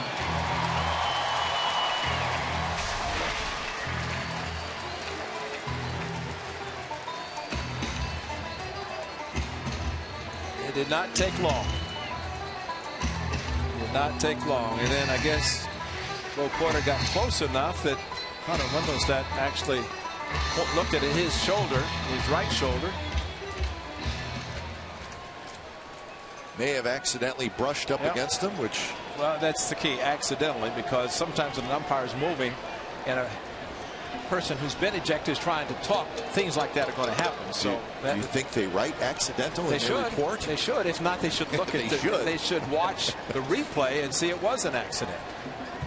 Because I'm sure at times they don't write what it should be, that it was an accident. Fryman pinch hitting for Smith, and the pitch is inside, and now it's 2-0. Bring up a point because I got called way back when I was ejected, and the way the dirt was in Cleveland, kind of the downslope, and I took a step and accidentally, you know, and I got a call from the league office saying, "Did you bump the umpire?" I said, "Accidentally." And that's a double play, and that'll end the inning. So Fryman, pitch hitting for Smith, hits into the 6-4-3 double play, and that'll do it for the A's. 6th inning coming up.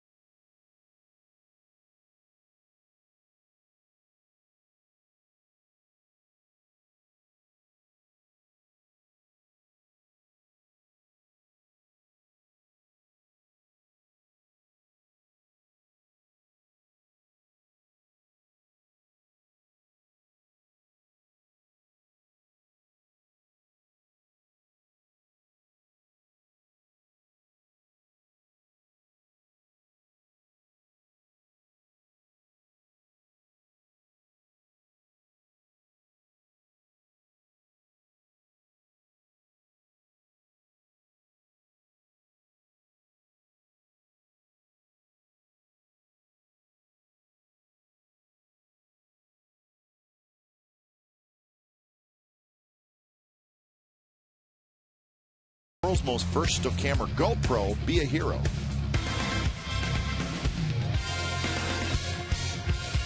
We reach the 6th inning, and it's the A's with a 7-1 lead. Bartolo Colon back to work.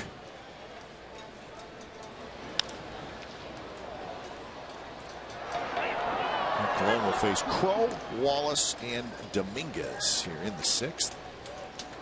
So this would be pitch number 80 coming up for Colon.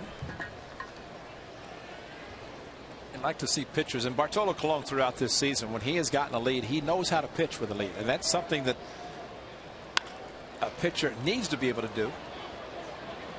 Left center by Crow, nobody's going to get it. So Trevor Crow with the leadoff double.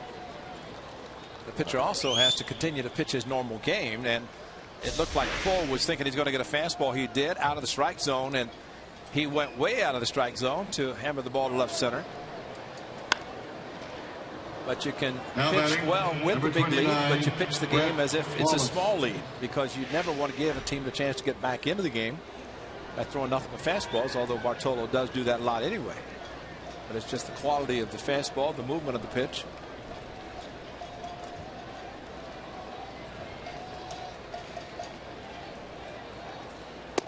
Fastball a bit outside to Brent Wallace, who has struck out twice, once swinging and once looking.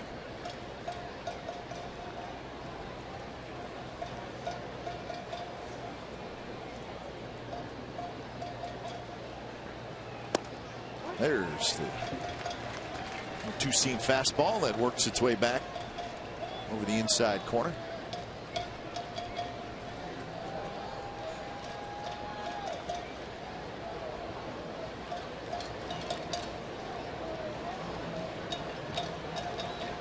She's keeping score. I like that.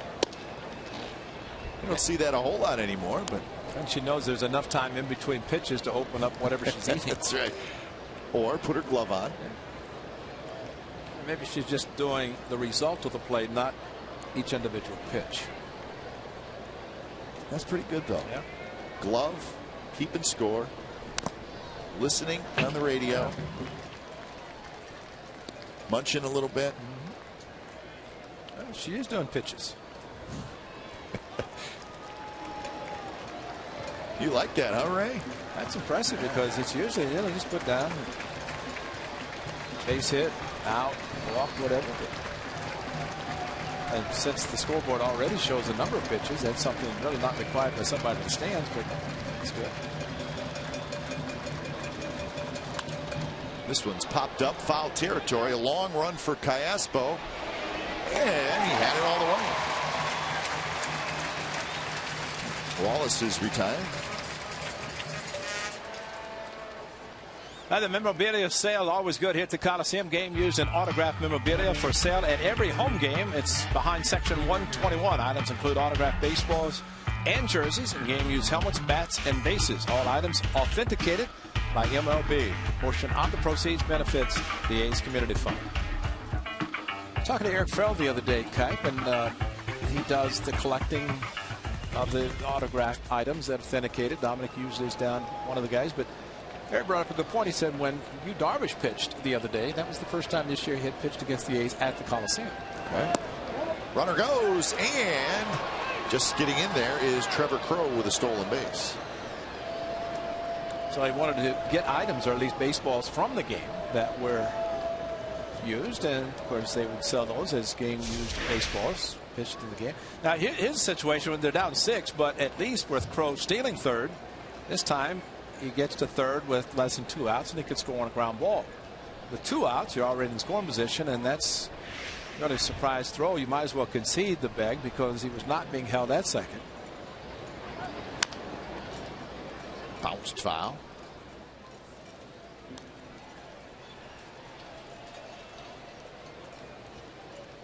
Still better make it, though, right? Oh. But in the case of Vogt throwing, where he probably should not, knowing that he had a huge jump, problem there, if you make too quick of a throw the ball in the outfield, and the run's going to score. At least force the hitter to be able to put the ball in play to score the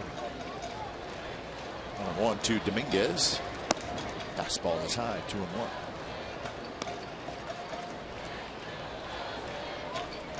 Well, for 2 for Dominguez today. 2 for 10 in the series.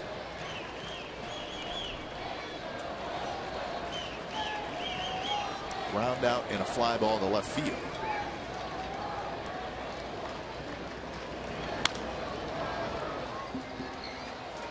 Sixth inning now in Anaheim, with the Angels leading the Rangers 3-2. Sixth inning in Seattle. Mariners 1, the Rays nothing. Colon saw Dominguez strike out on a fastball high against Balfour the other night when he got the save. Bocale, pitching coach. Eduardo Perez, now the manager, Both Porter ejected. So Bartolo tries to elevate. He's probably trying to get a strikeout in this at bat, keep the runner at third. And he's going to get the strikeout. Wow. So strikeout number 6 for Bartolo Colon. Well, he tried the two-seamer, and Dominguez going into his stride held up on a pitch that was about the letter of the uniform, and we saw the low strike in the. That may be the worst ball strike call we've seen all year. No, Chad Fairchild had a worse one on Sogard. But I mean, that's really bad. Considering the strike early in the game. First batter, well, Coco, when he struck out on the pitch, was below his knees. So you can't have it both ways. You can't go down so low and call the high strike. Takes the bat out of the hitter's hands. But at least Bartolo elevated his fastball. I don't know if he did that intentionally, but ended up getting the strikeout. So 2 outs for Mark Krause.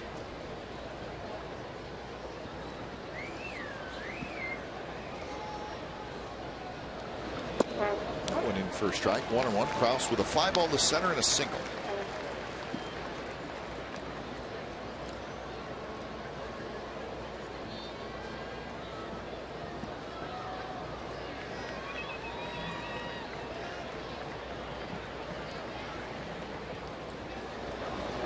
Swing and a miss. There's that fastball. 93 miles an hour from Cologne. So that was the extra he needed. And that was the four-seam where he did get a little bit extra. And he had pretty good movement on it, too. So good velocity, good movement. Like to finish on a positive note, keeping the runner at third. Might be his last inning.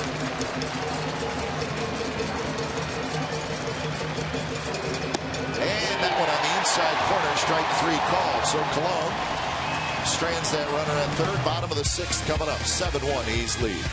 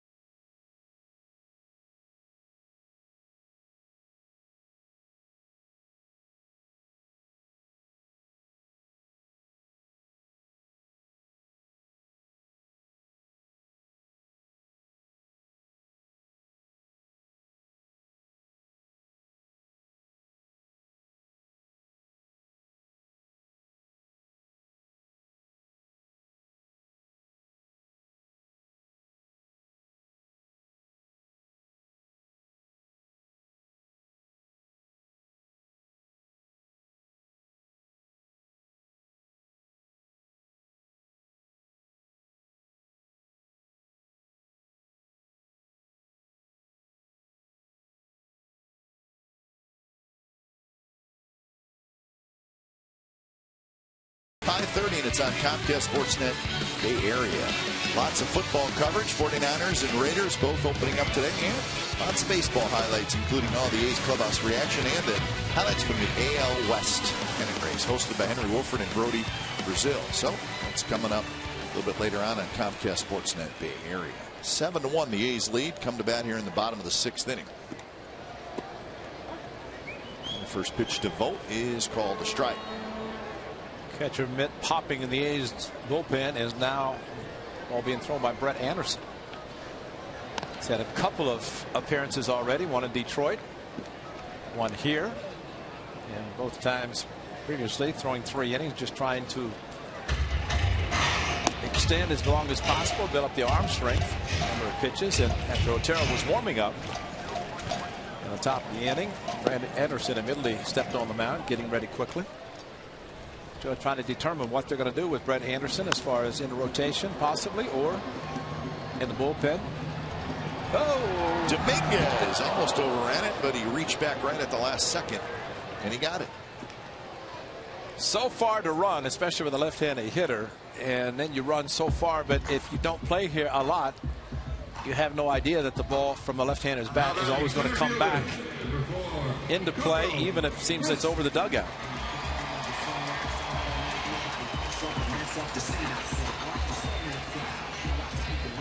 Well, You see Bartolo Colon heading back down underneath, so looks like it's going to be 6 innings of work for Colon today.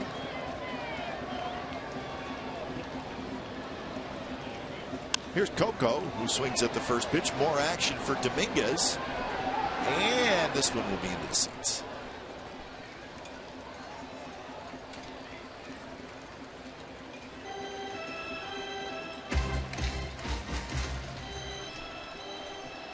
Coco has a strikeout and a couple of fly balls, one to center and one to left. So A's have scored 7 runs, but it's been a quiet night or quiet day for Coco Crisp, which has not happened very often.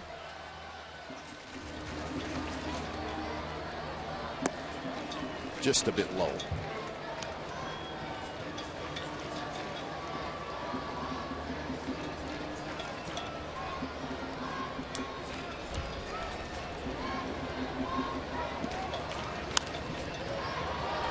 Down the right field line, HOU's on the move, and HOU's caught it, goes into a slide. Good speed by L.J. HOU's, the right fielder, but he had to run a long ways for that. And he caught it in fair territory, and Coco Crisp had an easy double. Long run, headlong dive, and of course ended up in foul territory and home plate in the bullpen, but that ball was definitely in fair territory. Excellent catch by HOU's, the speed. And maybe even with Coco Crisp playing deep in right field as he normally does, now coming back a little bit shallow with Sogard at the plate, but that's the time when you really have to dive for a ball. That's a legitimate dive. Yeah. That's a legitimate dive, headlong dive, and a great play. Instead of catching it chest high and then going to the ground. Breaking ball is a strike. Sogard 1 for 3.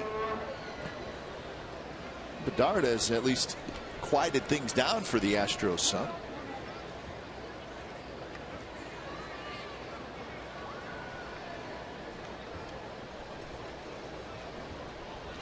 Two and 2/3 innings out of the bullpen, has not allowed a run.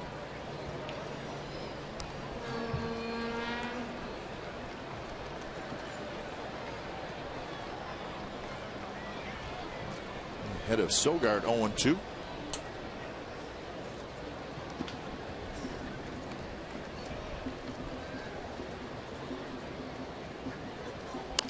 Sogard slices one at foul.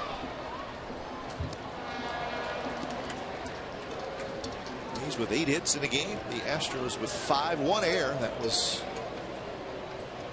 committed by Lowry, the shortstop.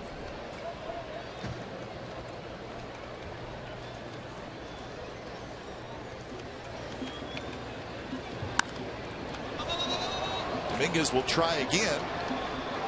Or Pagnazzi. It'll be Dominguez right in front of the A's dugout. He's got it side retired. So Bedard has a 3 up, 3 down, 6th inning.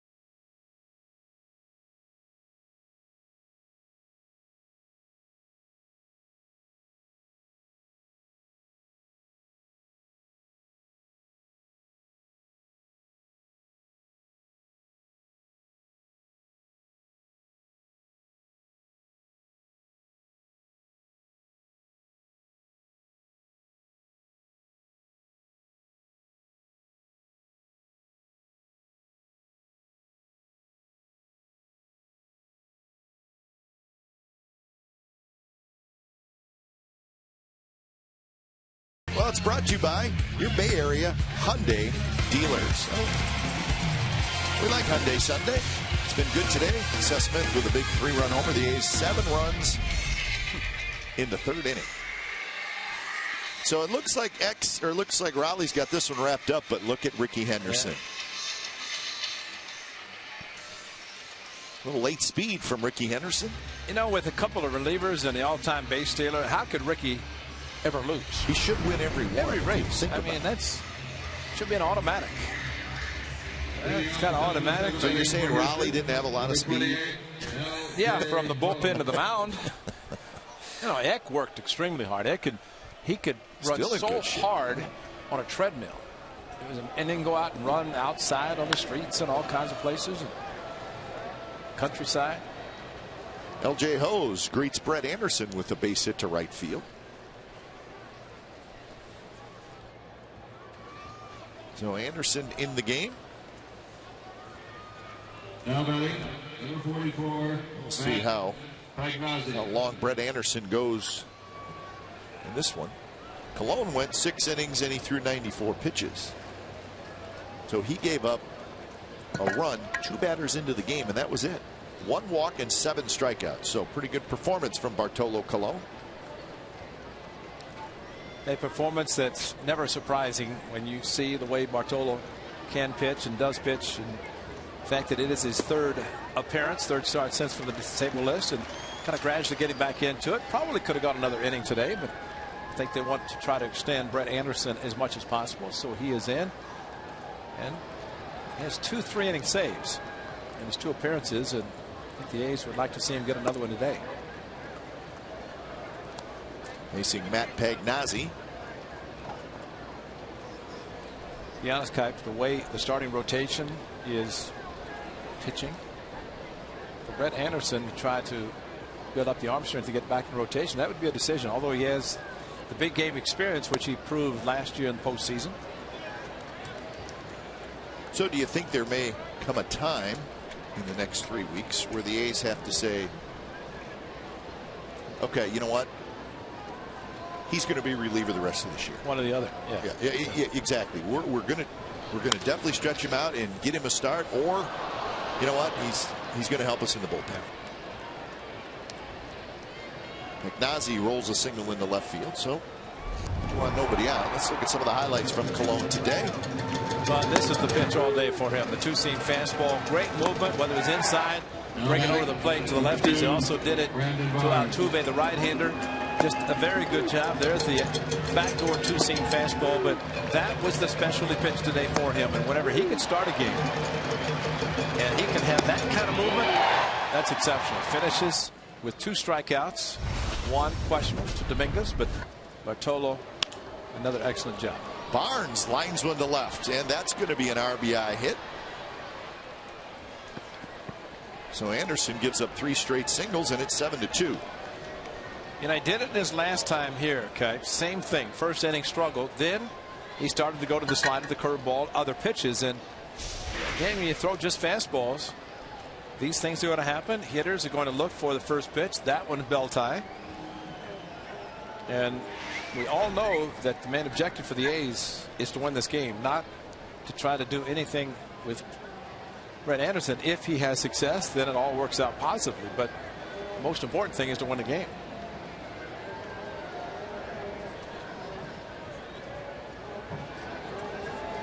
So Kurt Young talking it over as the top of the order now hits for the Astros.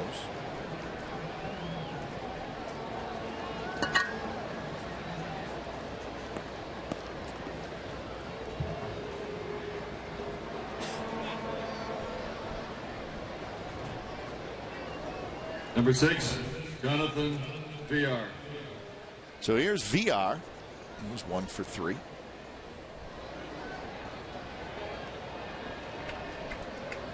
So the corner infielders sneak in, including Barton at first, Callaspo at third, and pitches inside. So 8 hits now for the Astros, thanks to their 3 in a row here.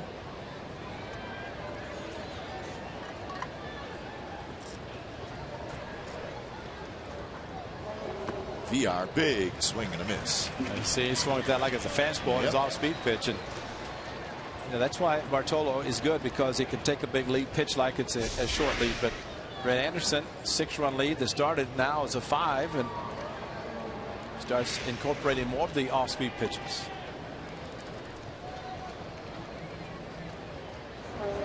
Swing and a miss. 1-2. Another off-speed pitch. The Rangers have tied the Angels in the top of the 7th at 3-3. The Rangers are still batting at the top of the 7th.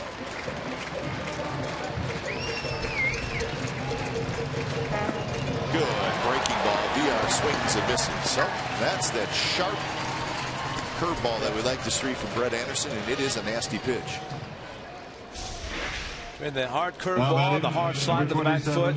The bottom line, there's the break, the swing at a fastball, and the tremendous break on the off-speed pitch from Brett Anderson. And not surprised, and again, almost identical to what happened in the last appearance. Started looking at it. Lowry charges, flips to second for 1. Double play. So Anderson gives up 3 consecutive hits in a run, but he gets a big double play. And we're moving on to the 7th inning stretch from the Coliseum. It's 7-2, A's lead. Thank you.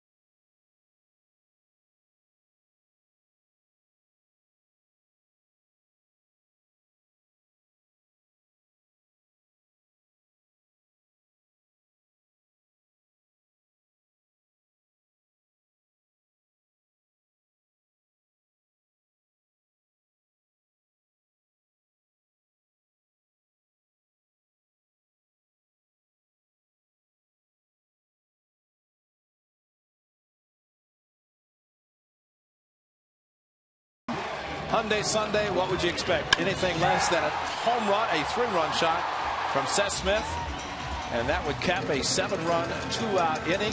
And then Bartolo Colon took over, gave up a run. First 2 batters he faced, but then all of a sudden the 2-seam fastball started working to perfection. And Exmo, it was working with a lot of movement. So great day so far for the Athletics as they lead 7-2 in the bottom of the 7th. Harrell, another tough outing for him. Altuve scored the only run, actually drove in the only run in the first inning. Bartolo Colon, Brandon Moss, and the rest of the A's hitters, heroes in this game.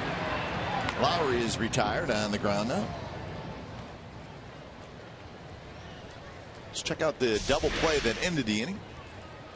You have to know how to play it, and there's the late slide, and look, he just came up, so while he got hit hard, he was not planted. He left the ground, and so this hard slide upended him, but whenever you're off the ground, there's nothing braced, so there's no impact that's going to affect him, and that's what second basemen do so well, especially with the runner coming in from the backside. You can't see him, but you know he's there. If you don't mind getting flipped, you're going to be fine, right? That's right. But you know how to take the fall. You know, you can get flipped, but the worst thing is to plant the feet, stand there, and let somebody hit, because that something about a movable force, it will move. And you have a hard slide coming in like that. That one is smoked down the right field line, but it's foul. Moss just got out in front a little bit.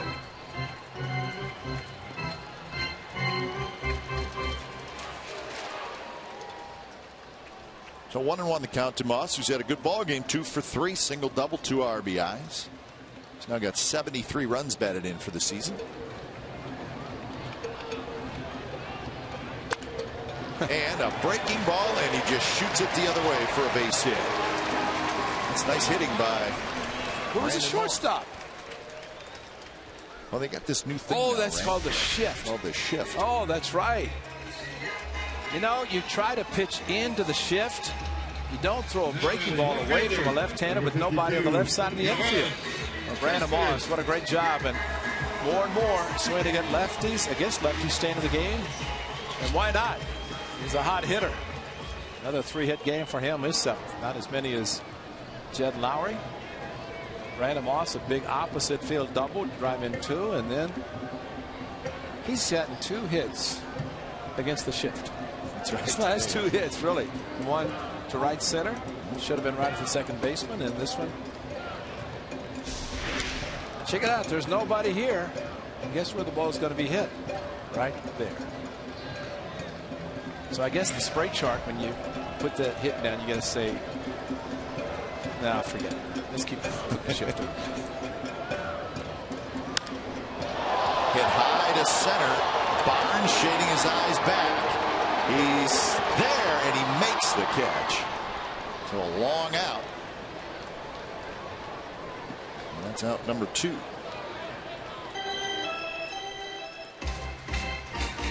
What Barnes has had an afternoon, especially with the sun. That was up a long time. He immediately put up his hand trying to shade, and then finally found the ball as it came out of the sun. But his mouth is open, but he's not saying I got it because there's nobody around. Maybe even to hear him. Maybe just telling himself he's got it, and he did. Change up, and Callaspo swings and misses. Callaspo has walked twice and hit a fly ball to center field.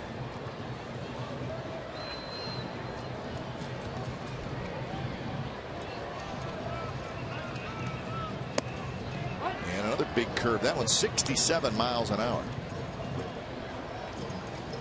It's the A.J. Griffin. But Evan Scribner, if he was just throwing to get some work in, I don't know if he'd be working that rapidly. So 1 inning for Brett Anderson, still on the bench. So I think plan would be for him to complete the game. Tough play, and Altuve with a basket catch. So Moss had a hit. He is stranded, and we're through 7, and it's 7-2, the A's lead.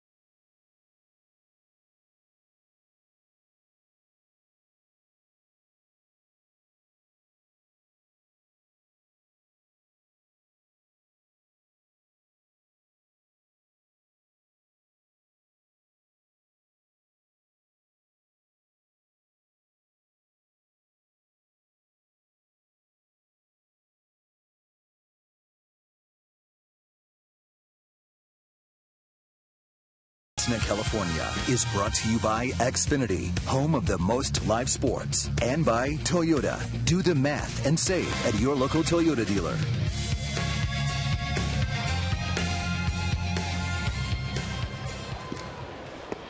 First pitch of the top of the 8th inning to Trevor Crow is ball. So Crow, Wallace, Dominguez against Brett Anderson. Swing and a miss. Crow 1 for 3 with a double.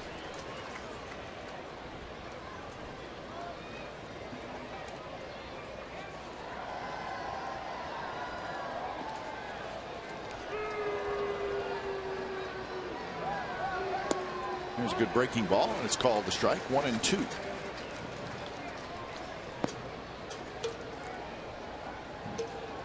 Anderson gave up 3 hits in the 7th inning. Got a big strikeout and a big double play to slow things down for the Astros.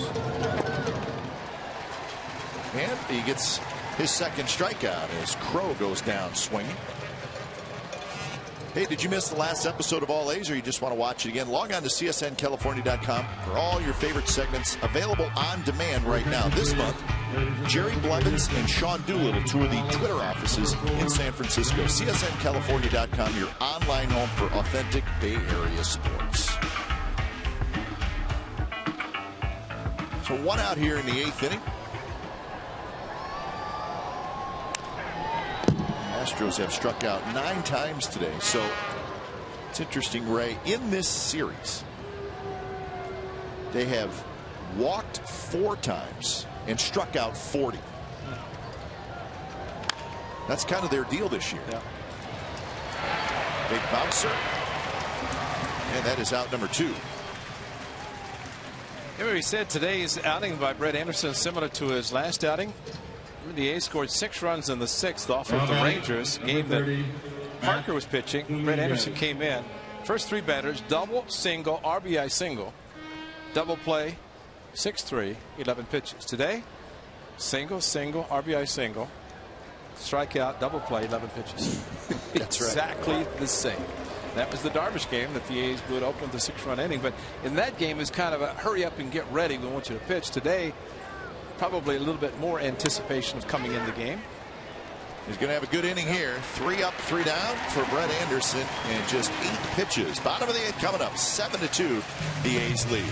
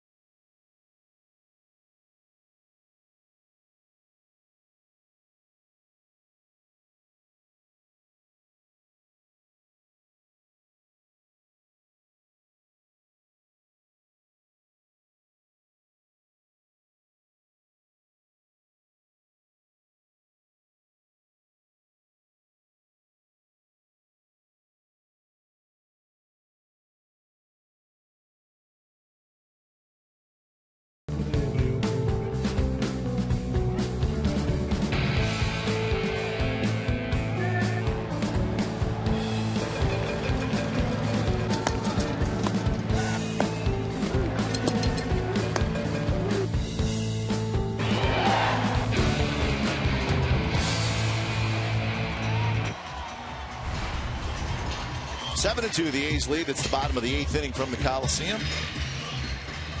The A's trying to take 3 out of 4. And they're just 3 outs away from doing that. Jorge De Leon is the new pitcher for the Astros. He'll be making his 5th appearance, and he's going to face Barton, Fryman, and Vogt. Eric Bedard does a nice job. Almost 4 innings and does not give up any runs. So Bedard does his thing coming out of the bullpen. Brandon Laird, who pinch hit for Brett Wallace in the top of this inning and grounded out. He's now at first base. So Brandon Laird is the first baseman.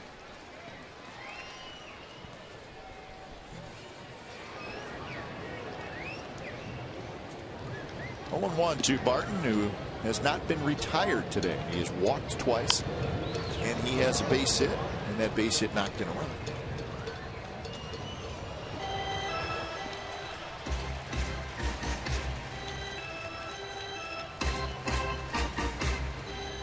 The Rangers have grabbed the lead in that game down in Anaheim, 4-3 in the 7th inning.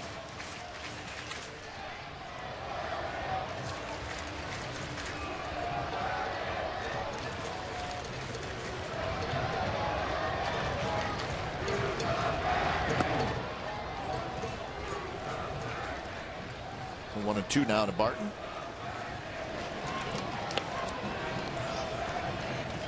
The Mariners still leading the Rays 1-0. 7th inning in Seattle. Tommy Malone thrown out in the bullpen. I think Mike Scribner probably getting some work, and it's what you do while the A's are hitting in this case. And a little surprising, Brett Anderson kind of left the dugout before the top of this inning. As he saw Scribner warming up, maybe he thought he was coming in the way he was hitting, but Anderson, 2 innings, going for his 3rd as he's done his 2 previous outings. Slowly, Altuve's throw not in time, and Barton's going to have an infield hit. So Barton, a perfect afternoon. 2 singles, 2 walks. And a shift again with Altuve in the outfield grass, and Barton, like Moss, can run.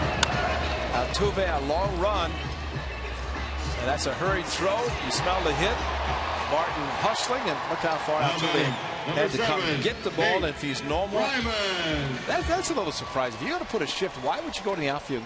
Granted, you have better range. Yeah, I agree. But if you're at the edge of the outfield grass, your range typically is very good as a second baseman. You're not picking up that much more by going another 10, 15 feet into the outfield. First pitch to Fryman is down low.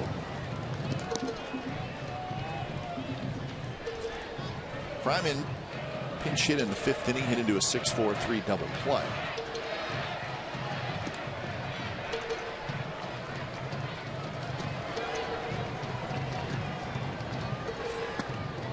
Two closest teams to the Rays for that 2nd American League wildcard spot both lost today.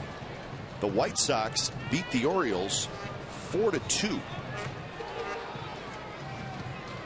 the White Sox salvaged the final game of that series.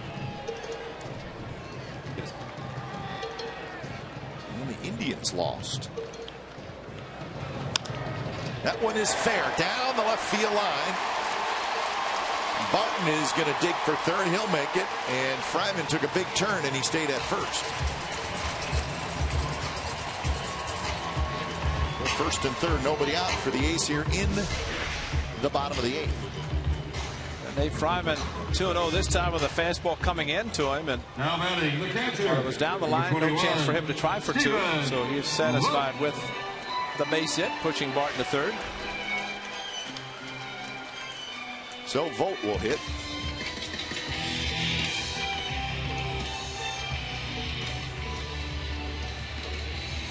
Vogt is 1 for 3. Singleton scored in the 3rd.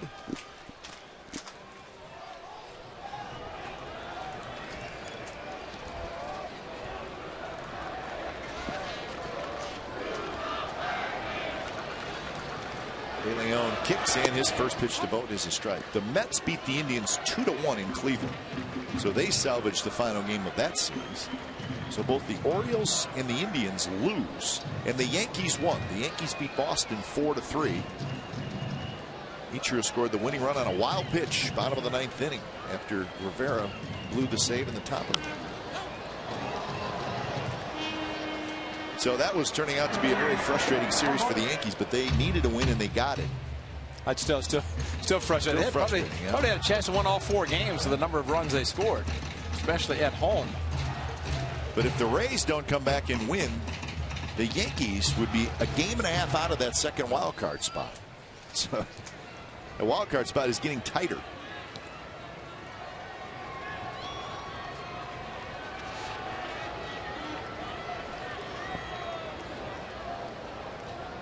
Oh, 2 to Vogt.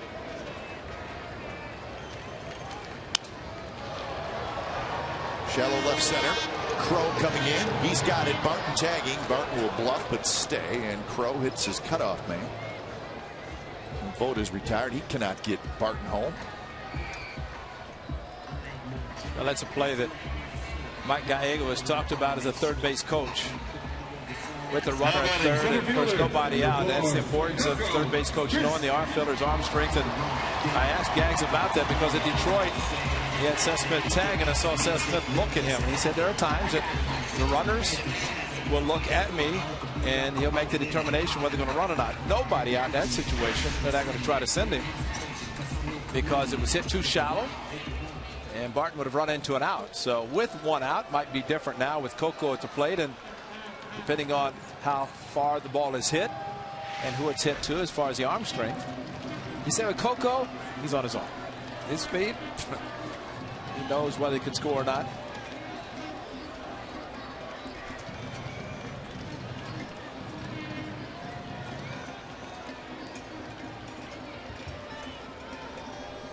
De Leon steps off.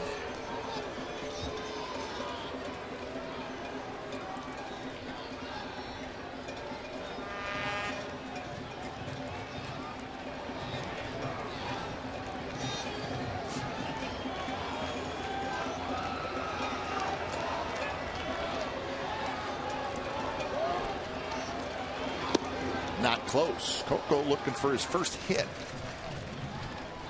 He's 0 for 4. Ho's made a nice play on him in right field in the 6th inning.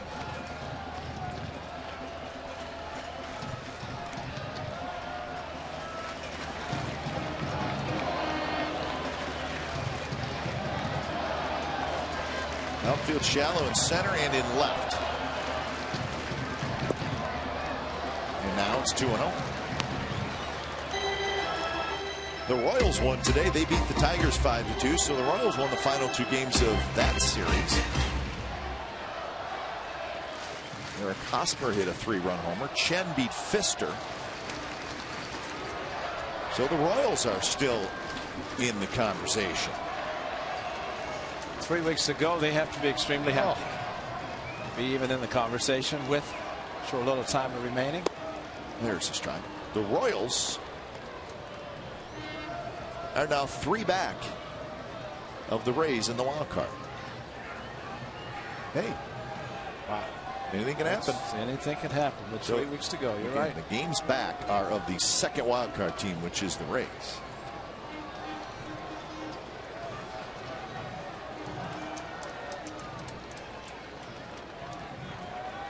Two and 1 to Coco.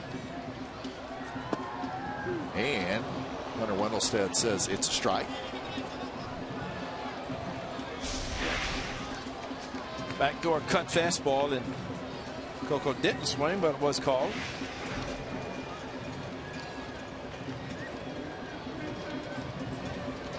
So Barton at third, Fryman at first.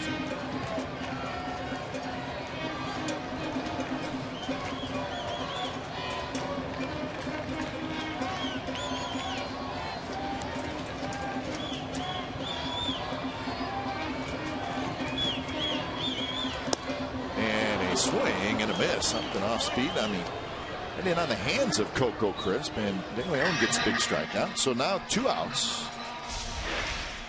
Slider inside, a short breaking slider, not just a little cutter. Started there and then broke sharply down. And Coco recognized it. Might have been off the plate.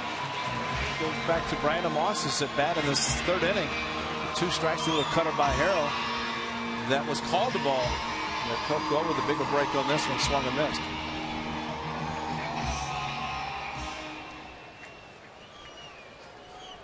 So here's Sogard.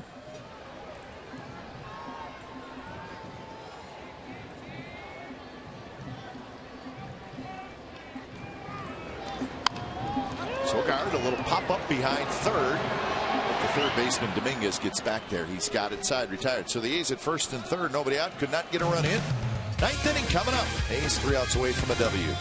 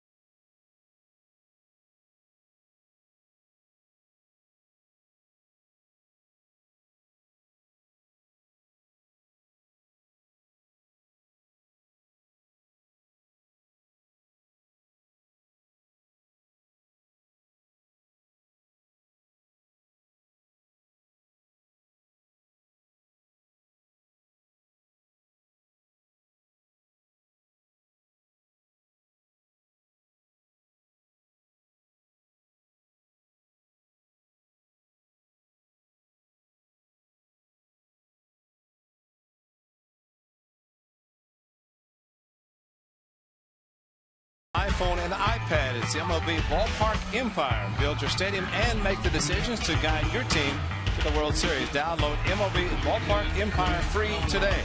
Data and usage rates may apply.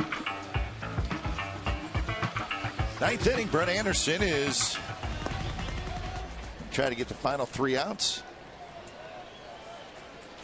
He's get himself a save too, huh? 3 in a row, if that's the case. 3 inning saves. Try to get Bartolo Colon his 15th win of the year.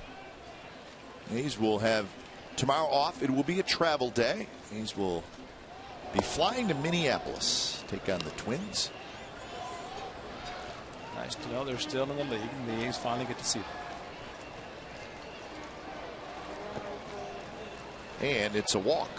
And that was pinch hitter Jake Elmore. Elmore was hitting for Krause.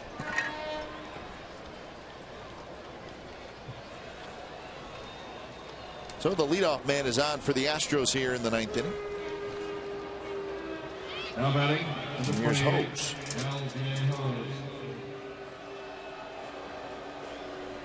Hose has had a good afternoon. He's 2 for 3, or make that 2 for 2. 2 singles and a walk. Let's pitch in for a strike. Call to the bullpen just in case.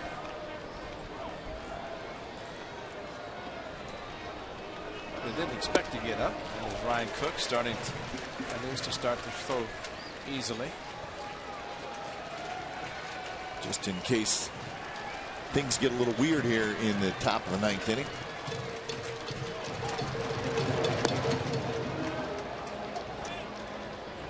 Now the Texas Rangers will head home after their game in Anaheim, and they will host the Pittsburgh Pirates Monday, Tuesday, Wednesday. They'll have Thursday off, and then the A's will be in Arlington next weekend. So that is the week ahead for the 2nd place Rangers.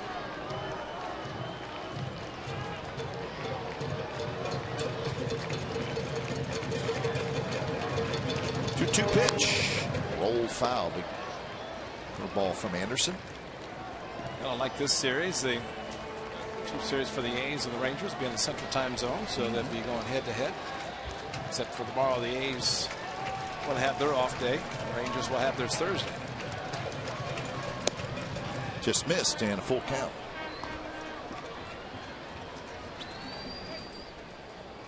Pagnazzi waits in the on deck circle.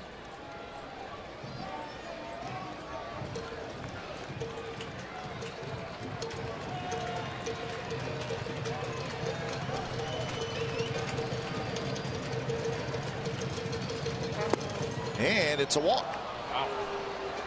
He took that like it was going to be a ball, not even close, but that's a pretty good pitch. So back-to-back walks here in the 9th inning. Well, they took the breaking pitches and the fastball. Now batting, what was it? number 44. Not low, Matt not based on Pagnazzi. what. Oh, that's a strike. And that at the plate and definitely was not too low.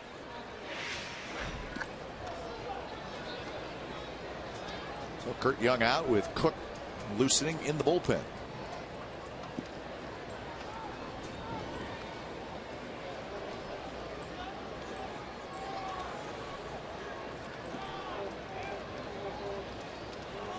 No, we don't know what Bo Porter said to get quickly ejected. Yeah. But you know, it had to be about balls and strikes, and that's the only way you can really, other than profanity. But if that was a ball or that was a strike, that's automatic, because you can't argue balls and strikes because it was quick. I think Hunter Wendelstedt was just, he wasn't going to waste any time anyway.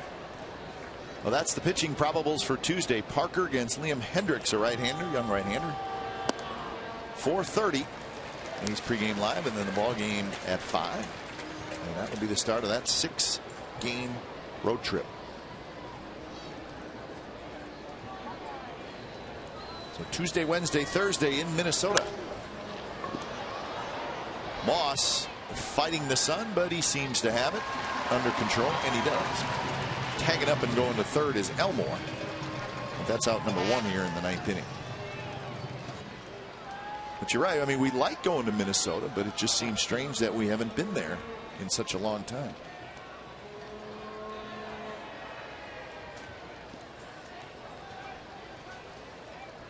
So a week on the road, a week at home, and then a week on the road, and that's it. 3 weeks left in the regular season for the Athletics. And they have a 1.5-game lead right now in the division.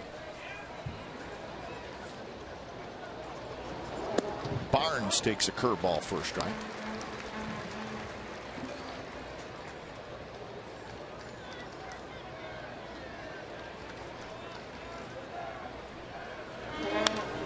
Good swing there by Barnes, but now he's behind in the count 0-2. Here's the remainder of the schedule. Away, home, away.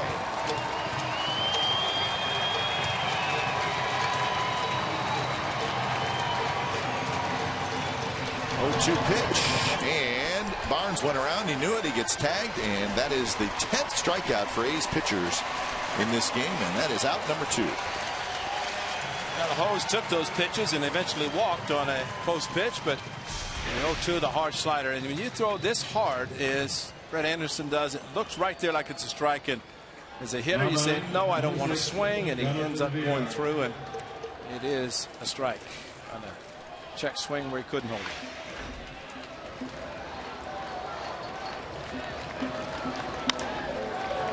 Fly ball toward Moss, and he's got it, and that's the ball game. So after losing the first game of this series, the A's come back. They win 3 in a row over the Astros, and they finish strong.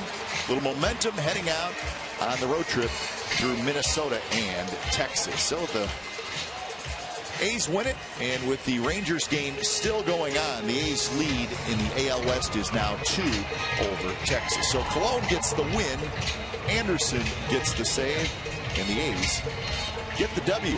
So A's were down 1-0 after 2 batters of this game, but a 7-run third inning was the difference. that was the difference. Brandon Moss started it with the opposite field, and then at that point they took off, which was great for the Athletics to be able to put up a huge crooked number. Crooked numbers are probably the best thing a team can do. Well, they say a lot of times a team that wins the game scores more runs in one inning than the opposing team scores in the entire game. That was the case today. That's a little baseball theory, but it was indeed a 7-run inning, all coming with 2 outs. The big hit started Moss, and then things just kind of rolled. Smith and Seth Smith with the big 3-run homer. That was kind of the topping of that inning. I thought also Bartolo Colon, first 2 batters, all of a sudden hit, run. Runner at second looked a little bit demoralizing for the A's, considering Bartolo Colon likes to throw the fastball. Those 2 jumped on it early, VR and Altuve, but after that, it was all Bartolo. The 2-seamer, ball breaking as much as it was. So his variation of the fastball to throw it with the success he did, fastball as a 2-seamer inside the lefties, it was spectacular and probably the best we've seen the movement on his fastball this year. 6 innings today for Bartolo Colon. He's not pitching deep into games like he was before, but do you think that that's by design by the Athletics, and maybe having him save a few bullets for his final starts going into the stretch drive? I think they believe that he only has so many, and it is the second half. He does pick up his 15th win, which is remarkable considering what his age, number of starts, etc. But maybe that 2 weeks on the disabled list enough for him to regroup, and we saw that today. Well, the A's have been hitting a lot of home runs lately. Today, Seth Smith with a 3-run homer. That was on the back end of that 7-run inning, and Seth is standing by downstairs. And Seth, we can't give you a complete game today because you only played 4 innings, but a 3-run homer, and let's get right to that at-bat. Take us through it.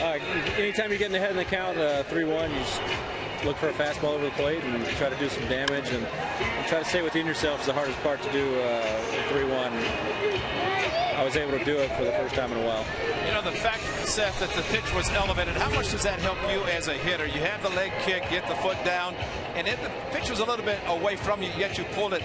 The location, the fact that it was up, how much does that help? Yeah, it helps get the ball elevated. You know, you can hit a ball hard that's low, but it's hard to get lift on it. So anytime it's elevated, you don't want it too high. It's hard to get on top of a ball that's too high, but that was kind of in the perfect place, right where you want to hit it. Seth, you had a little eye procedure earlier, I don't know, maybe a month ago or so. How much has that helped, and how much do you think it was hindering you before you had the operation? I don't know. Probably, it's hard to tell, but it's all about the swing. You want to be able to see, but you know, if you got a decent swing and you're getting good pitches to hit and you're able to put the barrel on them, it's going to take care of itself. Speaking of home runs, you had a little bit of a dry spell, but speaking of the dryness, it was wet in Detroit. How big was the home run against Rondon? The 6th inning, you guys got a shortened delay. Do the stats count? You hit the home run. How big was that for you to hit that home run and have it count in a rain-shortened game? It was good. Anytime you run into one and you're able to get it out of the park, you're happy about it. But to get the barrel on a 97 mile an hour fastball and get some lift on it, and when you hadn't hit a home run in a while, was a lot of fun. We liked the one today as well. Seth, thanks for stopping by. We appreciate it, and we'll see you on the airplane tomorrow. All right, guys. Look forward to it. All right, so Seth Smith, his 8th home run today. Yeah. And listen, if you ask Seth Smith, are you happy with your season so far? He'd probably say, no, you know, it hasn't been my best season, but this is a veteran guy, a veteran guy who's a good clutch hitter, can hit off the bench if he has to, DH a little bit, and I think those guys are important this time of year when you only have, 20 games left in the season. You know, you go back to 2007 with the Rockies. He was a rookie when he came up and was a pinch hitter. I mean, supreme what the Rockies did down the stretch, and he was a big part of that. So coming to the American League where the DH is like pinch hitting 4 or 5 times a game, although today it was short because of the lefty coming in, which is a whole nother story. But I think he's accustomed to that. The DH role is a little bit different, something he had to adjust to last year. But I think with his ability to step to the plate, know what he's capable of doing, and he talked about the eyes. The left eye for him as a left-handed hitter, left eye dominant, and that was the one was bothering him. So for him to look at the pitcher, he had to be able to see with the left eye. I mean, he's going to downplay it. I mean, guys, you know, they don't want to make excuses, but it helped him. He's hit 2 home runs since that happened, and I think we're going to see the difference in Seth Smith down the stretch. And if usually it's about contacts or getting glasses, if you're not seeing the ball, they say get your eyes checked. Well, Seth Smith took care of it, and it's really helped him. But it's Hyundai Sunday. I mean, it's his day. He's surprised when he doesn't hit a home run on Sunday, but the day was a big one. And the homestand was a good one for the A's. A long homestand, but they did well, and now they're set to head out on the road. Minnesota and Texas up next for the Athletics, and they will do it as a first-place team in the AL West. So the final score this afternoon, the A's beat the Houston Astros by a final score of 7-2. Thanks for watching, everybody. A's Post Game Live is